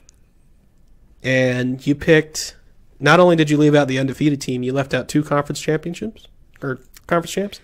It's a little dramatic. It's a little fishy. Is Alabama a great team? Yeah. Are they probably going to win? Yeah. Best defense? Yeah. But that's... So if there's enough backlash, do you think that there will be any changes? No. They won't change it to be like a more than a 4 team? No. It's kind of hard to do that for college players who are trying to be in class and... Who am I kidding? Yeah, you can come on. The Idaho players hardly went to class. Some of them did. And I'm sure some of these guys do too. But you'd have to go from a 14 playoff to an 18 playoff. And you could have, all 5 power conference champs in there, a standout, and then 2 wild cards or something. But that adds 2 more games to your schedule. Yeah, it just draws the season out towards Super Bowl the season time. Out, you get injured. I mean, players are already talking about not playing in bowl games to save injuries. And there were some players who didn't play in bowl games. Yeah, which, I understand. I respect. It's been really great playing these guys. Love you guys. It's been a great team experience. But if I sit out here and I don't get hurt, I'm guaranteed 6 figures. I'll take it. Maybe even 7 figures. Yeah. But if I play this game and I get hurt, I go down to 5 figures. Or my career's ended with the... Yeah, I guess not 5 figures. Sorry, they'll make 6 figures. So, you sit out, you're guaranteed 7 figures, maybe 8. But you get hurt and you drop down to under $1 million. That's worth the... Yeah. That's worth it. Love you guys. I'm sitting out. Have fun playing your meaningless game. Well, not meaningless, but relatively meaningless. I'm thinking about my future here. Okay? Yeah. Let me sit out this one and make my career last longer because of it. Yeah, relatively meaningless game. So if you expand the playoff to 8 and you have to add another week, another bowl game, the 4 losers of the first round, it kind of looks bad. Mm-hmm. And I think you would get a team, one of your wild cards, your non-Power 5, or even a Power 5 runner-up, playing in Alabama, and it's a blowout. People will just be like, oh, this is pointless. So I feel like if they expanded to 8 teams, it would last a year. And then come back to 4. Yeah, I think they'd rather put up with the drama now and see what happens. So, because an undefeated UCF team is not going to happen every year. Because it doesn't. They missed a real good nugget right there. Yeah. And I think had they not put 2 SEC teams in the playoff, they would be hearing less flack. So, because it's kind of compounded. Mm-hmm. Not only did you leave out undefeated UCF, which you can make the argument they didn't have a very strong schedule because they didn't. Right. And I get it. But you still have that diversity in the playoff that you're looking for. Yeah, I understand why they didn't put UCF in the playoff, and that's a hindsight 2020. I'm not blaming them for that. But I am blaming them for putting 2 SEC teams in the playoff. Dude, I'm just sitting here looking at their scores from this season against the teams they played. And, you were just saying they may not have had the toughest schedule, but they are beating these teams down. Yeah, no, it wasn't close. It wasn't close. I mean, like their first game, okay, let's see. I guess this is going backwards. But just some of their scores, like 62-55 is one of their closer ones, 49-42. Then you got 45-15, 49-24, 31-24, 73-33. That was a score. Yeah. 31-21, 63-21, 51-23, 40-13, 38-10. You know, that's like 3 to 4 possession games. A lot of those. Yeah. Just destroying teams. And they beat Auburn, who beat the two teams. Beaten by a touchdown, yep. They beat the team that beat the two teams in the championship. That seems kind of wrong. It does seem wrong. Seems a little wrong. So, what does UCF do? They're going to raise a national championship banner at their school and leave it. Oh, really? They're claiming a national championship. They're claiming that they are the 2017-2018 college football national champs. That is awesome. Just like what could have been. Yeah, they made a logo. They have a banner. They're giving the giant finger to the playoff committee and to all this drama. And I approve. I think that's great. You know, more banter, and especially, you know, it's not. Yeah. Well, it's well deserved. I get it. Do I think that UCF would survive the grind that is the SEC or the Big 12? No. Mm-hmm. The depth becomes an issue. But because you were slighted, and they were, and other teams were slighted too. Ohio State was slighted. You could argue Wisconsin was slighted because they had a great season and they won their bowl game. There's a few teams that had a chance to make the playoff. And no. I remember the thing when we made our bet with Ohio State and Wisconsin. You took Ohio State as a number 8 seed over Wisconsin number 3 seed because their schedule difficulty was just way higher, and they've been performing in those games and winning. And Wisconsin hadn't played anybody, and they're 5 seeds higher in the ranking, and then they got beat. Yeah, got beat down. So I mean, there's a certain added unpredictability that comes with it. I mean, that as with any sport or any game, really, but this is one of those things that's going to be really hard to make everybody happy, and they've got to get it right. Like, they can't overlook these types of things, you know, if they're going to want to be as popular as they want it to be. Well, another fun little fact here. Alabama didn't play for the SEC championship because they lost the Iron Bowl. They lost their last regular season game to Auburn. Oh. So Auburn made the SEC championship game against Georgia. And, you know, they'd already played Georgia, beat them, lost to Georgia in the SEC championship game. But that's a championship game in the SEC. That's a physical, rough game, which I'm sure somebody got hurt. I didn't watch it. But Alabama got to sit at home and lick their wounds, get fresh, study, and then made the tournament anyway. Mm-hmm. So now they're playing a game fresher, playing the championship game. That's ridiculous, man. Yeah, that's another write a letter. Yeah, that's another letter to the committee. That's 3 strikes and you're out kind of thing. And the committee messed up because people are like, they didn't win their championship, which last year they said you need to win your championship game to get in. Yeah, Saban said that. and then lo and behold, don't win your don't win your conference, and where you at? Championship. That's ridiculous. So kind of why I think Saban's a mobster. I think what I'm going to do, I'm going to make this whole talk about college football, I'm going to make like a highlight, and we're going to send it to the committee and be like, listen, you bleeps, you bleeped up, you bleeping McBleepy faces, you bleeping blew it, you bleeping bleeps. Well, that was some damn good discussion on some college football. Sorry about the rant, guys. No, it's all good. You're passionate. You care about college football. We messed it up, Kyle. And like, I can't talk about college football like you can. So I'm glad to have you here on the team so you can spit some facts about some stuff. They kicked my dog. Oh my gosh, I haven't heard that in a long time. Good. That was a classic prank call from back in the day. You kicked my dog.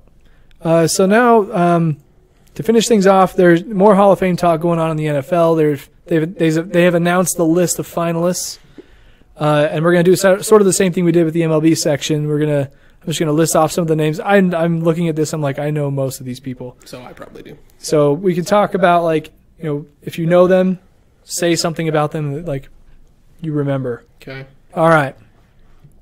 So these are, according to NFL.com, the finalists for the Hall of Fame 2018. Okay. We got Ray Lewis. Baltimore. Who's that? So, Baltimore Ravens, very passionate dude, has a very well-known introductory dance. Sniff the grass, come into the field like a monster. Don't want to get hit by him. He's huge. He's huge. I saw a highlight of Chad Ochocinco or Chad Johnson. I don't know which one it was. They're the same, but timing is everything in that one. Yeah. But he was like trying to run over to make a play or like make a block. Ray Allen was like he was trying to block Lewis. Ray Allen or Ray Lewis. Sorry, sorry. I'm like thinking of the story and I'm getting the names mixed up. So he was trying to go block Ray Lewis. Ray Lewis wasn't even paying attention, and he ended up running him over on accident. Just decleated him. And Ochocinco had the mic on. He goes over to the bench. He's like, "Man, he whooped my ass. He wasn't even trying." Which is kind of funny because he's a tank. Yeah, and Ochocinco's kind of a hothead and just one of those annoying guys on the field. So it's funny to see him get knocked around. Brian Urlacher. He played for Chicago. Yes. He's also from Lovington, New Mexico, played for UNM. Ooh. Lovington is very close to my hometown. That's awesome. I didn't know that. Yep. But he's another one of those guys that plays with a lot of passion. Hello, Leah. Welcome to the stream. Hope you had a good holiday with Gavin. Hi, Leah. Hope you enjoyed the coast for the holidays. Yes. I have Gavin's Christmas present. I need to mail it to him. We didn't get him anything. I did. Just kidding. We got him something. Kelly handled it. So yeah, Brian Urlacher. I remember that dude. Big, beefy guy. Could have been in WWE. He's one of the, like tank guys. Yeah. Monster. Barbed wire tattoo. Edrin James. He was an Indianapolis Colt. He was a running back. Indeed. I remember him. He had the dreads, kind of like the short dreads. He did? Randy Moss. Man. Never heard of him. I remember you telling me a story how like he's one of those guys you don't expect the accent that comes out of his mouth when he talks. Yeah, if you weren't paying attention and they're talking about the game, you're like, man, who is the hick talking on the TV right now? And you look up and it's Randy Moss. You're like, I did not expect that because he's a big dude with a big, thick Southern accent. Yeah, well, he's not to bring race in. He sounds like a big, fat old white dude wearing a Confederate flag shirt. He does. Like, that's what he sounds like. He does, yeah. I agree. So, West Virginia. The stereotypes are alive in this podcast. Yeah. I'm not saying I feel right. that way. Right. But yeah, I agree, though. His voice, you're like, I mean, it's very distinctive, though. When you hear it now, you're like, oh, that's Randy Moss. I know, because it's just so out of the ordinary. Judge a book by its cover, judge a voice by its sound. Something. Yeah. Judge a guy by his sound. Randy Moss doesn't fit his voice. He really doesn't. Yeah, so I was a huge Vikings fan when they had Dante Culpepper, Randy Moss, Chris Carter, Robert Smith, and then Klein Saucer was their fullback. And like I used to play Madden with that team. It was like the cheat code. I would just do like fly routes, and I'd isolate YZ5 banana split K split. Yeah, spider 2Y banana. Yeah, I would just like isolate Randy Moss on a fly route, beat everybody every time, catch the ball, run it in for a touchdown, be a hardest difficulty. Becca,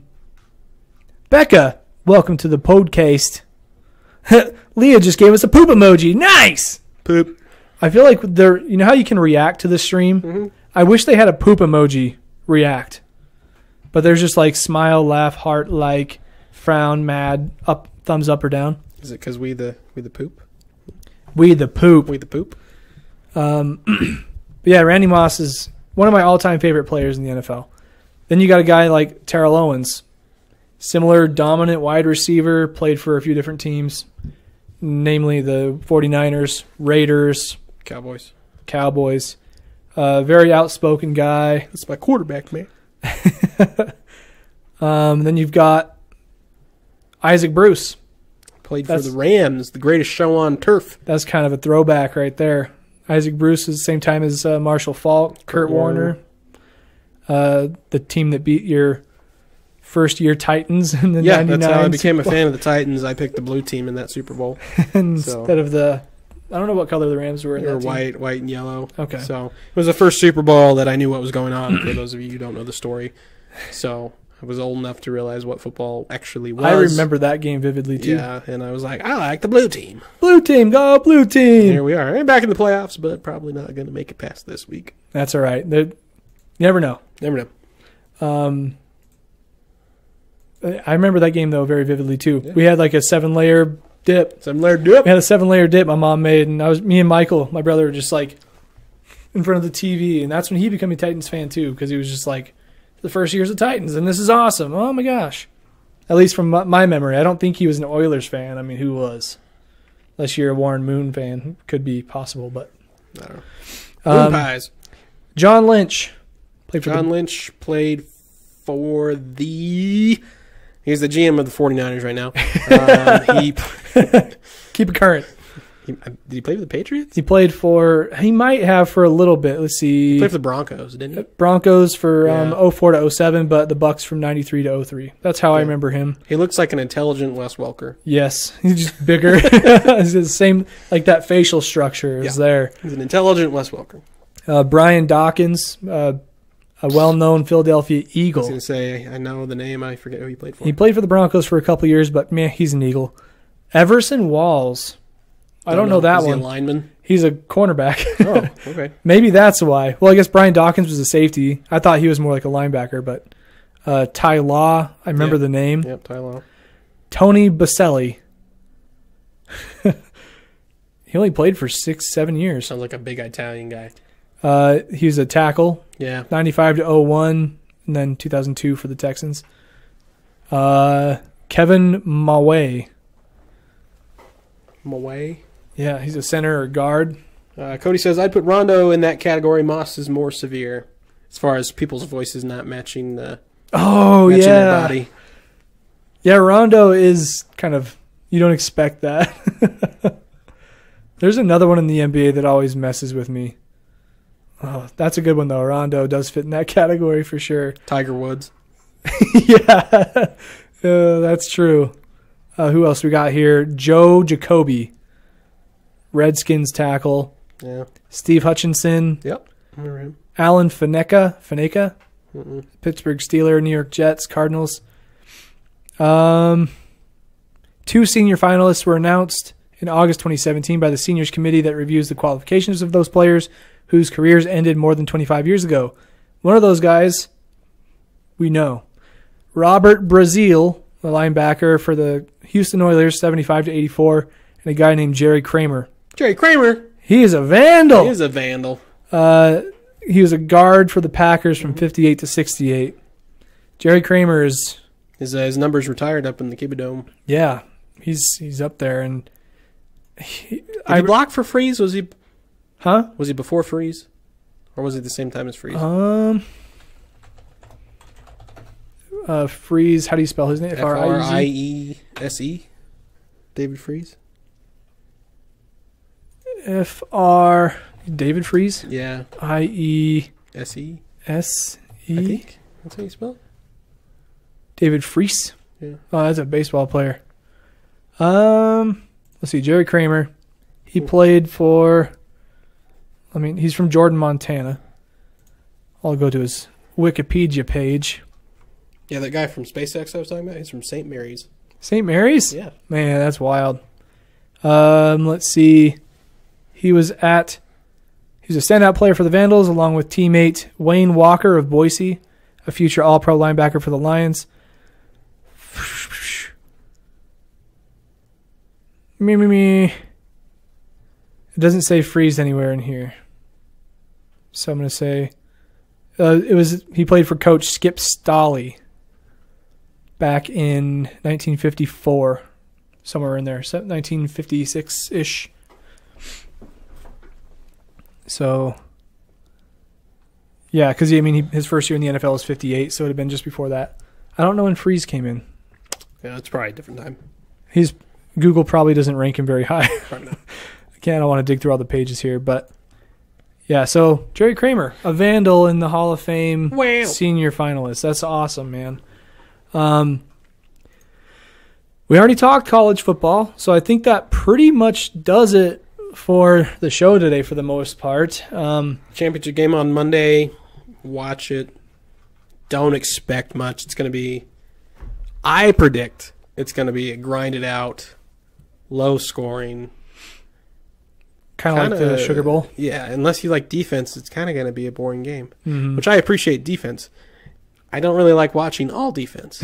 It's like I appreciate a good pitcher in the MLB. But a perfect game is really boring to watch until inning 9, 8 and 9. You know, when it's real tense. But Right. for most of it, it's pretty damn boring. So it's Jalen Hurts, right? Mm-hmm. Kid for Bama. For Bamas. That dude is interesting. He's like the build of a running back. He's a build of a running back or a linebacker even. Yeah, he could be. He's that big. The guy on the other side of the ball, Georgia's quarterback is a freshman. So you got a couple different storylines, and another thing I saw, NFL memes posted this thing saying, this guy is now my new favorite college football player. And it was the kicker for Georgia, the guy with the goggles. For Ligno or something. I'm going to pull it up. He was clutch. That 55-yarder before half. Rodrigo Blankenship. When I say Ferrigno. Lou Ferrigno. Yeah, his name is meme-worthy. I mean, come on. So, he has a website? No, he came in clutch. He missed one that he should have made, but he made that clutch. Dude's got a website. I want to look at it real fast. Oh, it looks like he made this from his dorm room. Oh, this is ugly. But yeah, they got a freshman quarterback, and then they have 2 great senior running backs. So, well, I have a feeling Alabama's going to win too, but I want Georgia to. I want Georgia to win. Yes, I want Georgia to win. Somebody new in there hasn't really been up there like that. Well, Kirby Smart seems like less of a robot and less of a mobster than Saban, so I think it's a lot easier. It'd be cool to see the student beat the master, though. Freeze, Friesc, was drafted. I knew it was weird. 90. Thank you, Alice. Drafted in the NFL in 1990. Okay, so he was like he's way 30 years after. My bad. I don't know my Vandal history. But hey, I got to see Jerry Kramer at a Vandal game. John Freeze. I said David Freeze. Oh, that's why. I said David Freeze because I'm a Cardinals fan. Oh. I think Alice can forgive me for that one. Yeah, I'll allow it too. Yeah, I don't give you my crap. Freeze priorities are different. So, but I did see Jerry Kramer though for a homecoming game in Moscow. He was there, and I was just like, whoa, legend, legend in the flesh. And Mike, Super Bowl first year, Mike played basketball with him. He stepped on my toe. It hurt really bad because he's huge, not in a mean way. He's just a big guy. Alice had to look it up.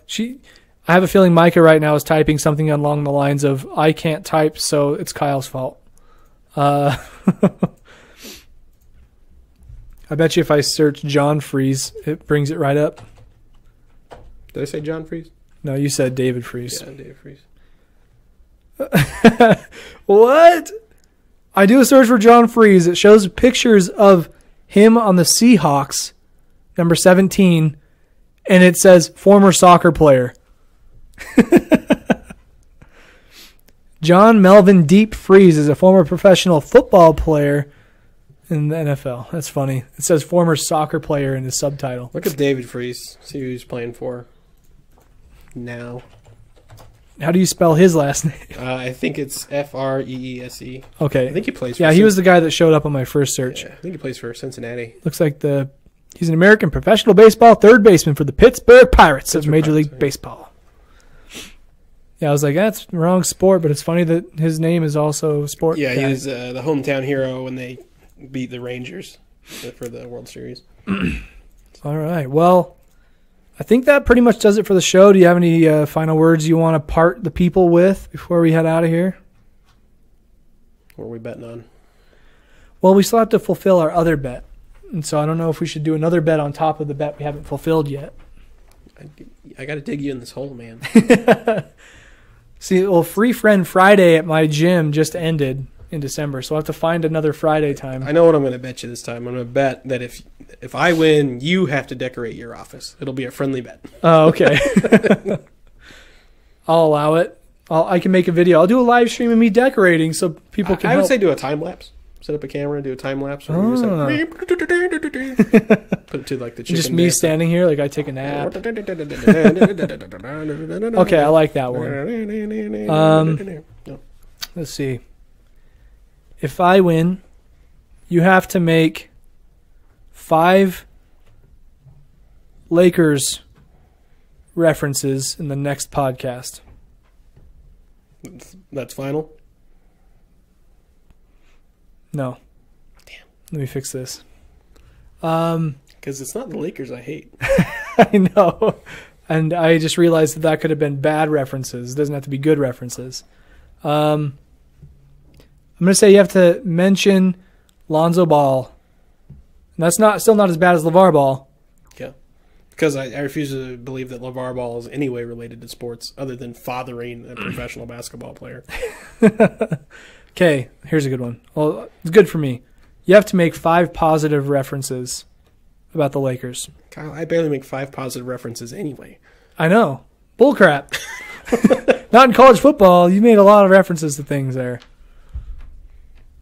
Okay. But if I win, you have to decorate your office. Okay, I'll take it. For the first... So there's an asterisk. The first month, it's decorated, but with no Laker gear. Okay, that's doable. I really don't have a lot to put. I mean, I do have a Kobe action figure that Jacob gave me as a gift once. Another asterisk has to have one Boston Celtic swag. I'll buy the poster. Just give me like a little character. A bobblehead. Get you Kyrie bobblehead. Yeah, Get you a bird bobblehead. Let's just say, I'll decorate it, but we'll make it a big deal. We'll decorate this place. Hopefully get some cool memorabilia. I do have that ball signed by Hunter Green that could be up in here somewhere. Big potential for the Cincinnati Reds and stuff. So, Brad, you're late. Yeah, Brad, you're way late to the show. We're signing off right now. When I say 9 Eastern time, I don't think he gets that it's 2 hours. Well, I'm east of something. It's 5 o'clock. So I don't know. I can't. I'm done. Can't do it anymore. We're like what, 2 hours? We're just about 2 hours. So we're gonna call it good for the. We always talk about we need to cut it down. Then we ended up. I know. Well, this one is different because of the new setup. We just kind of got carried away. It's our first show back after a hiatus. Worth it. I did see that Clay commented on YouTube last week saying, "Oh snap!" He was like, 105-minute podcast. What up? Brad says, "Well, I was very, very busy, and you guys were way late." Go yell at whoever's doing the hiring for ITD because I haven't gotten a phone call yet. Yeah. So what is our bet going to be on, though? We haven't made the bet. Before we sign off here. Well, we both want Georgia to win, so not that game. Yeah, it can't be that one. We could bet on the score, but that's complicated. We've got playoff games this weekend for the NFL. There's, 8 wild card games? Or 4? Yeah, 4. 2 Saturday, 2 Sunday. Should we do picks again? Like we did the Christmas Day basketball games, and we can put up a little thing on Instagram that talks about the plus or minus on whatever team. No, tell me the teams playing. We got Titans, Chiefs. Okay. And then you've got Falcons, Rams. Bills, Jags. Panthers, Saints. Okay. Yeah, sure. Okay, so the bet is we're going to pick which team we think is going to win and give them a how many points they're going to win by. So that way, if we pick the same team, whoever's closest to the number, plus or minus, it doesn't.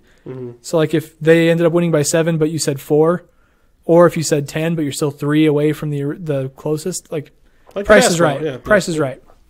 So we'll do that, and if I lose, I have to decorate my office for the podcast and stuff. Yep. I'm pretty much just going to bring in all the stuff that I want to be in here. I'll try to throw in like a Celtics thing or something. This is a good bet for him. I'm motivating him to decorate his office. Well, hey, you know what would be awesome? This is just like a, what do you call it? Rabbit hole, or like a sometime in the future type of thing. I want to get like green screens that go behind us. And then if we lose bets, there has to be a picture on the green screen of whatever, like it can be just an added thing to the bet. Like if you lose, you have to have this behind you for the whole show. Something like that. We could do a lot more with that kind of stuff. I'll let you handle that. It'd be interesting. I like rocks, so green screen's all you. That's easy. It's really easy. It's easy. It's really easy. The computer pretty much does it for you. I can't talk anymore, so I think it's time to go. To be done. So I want to say thanks to all the people that came through. I'm just going to scroll up here and say some shout outs to Alice. Thanks for coming through and chatting with us. We got Andy, Cody, You the man for coming through and chatting with us. I appreciate it. David popped in for a bit. Danielle. Jacob even showed up. That's when you know hell's freezing over. Then who else did we have earlier? We had some more people. Where are the comments? All the comments start showing up. Oh, here we go. Micah also commented. Jake was here for a bit. Pat was here for a good amount of time. Leah even sent us a poop emoji. So thank you to everybody for showing up for the show today in the new setup in my office. There's a Titans beanie because I'm a Titans fan, Brad. Though I am betting against them this week. You're betting against your own team, huh? Yeah. Chiefs are going to win. All right. Well, that'll be interesting. Yep. But again, thanks for tuning in to episode 34 of the Abstract Sports Podcast. Make sure you follow us on Facebook, Twitter, Instagram. Those are the main ones. Go to abstractsports.com, read some articles. Let us know what you think of the show, and we'll see you next Wednesday. Same time, same place. We're out. Also, just a heads up, on this next screen it says live on Twitch. Don't listen to that. It's on Facebook. I didn't bring the right file with me. So, all right. We're out of here. Cheers, everybody. Have a good weekend.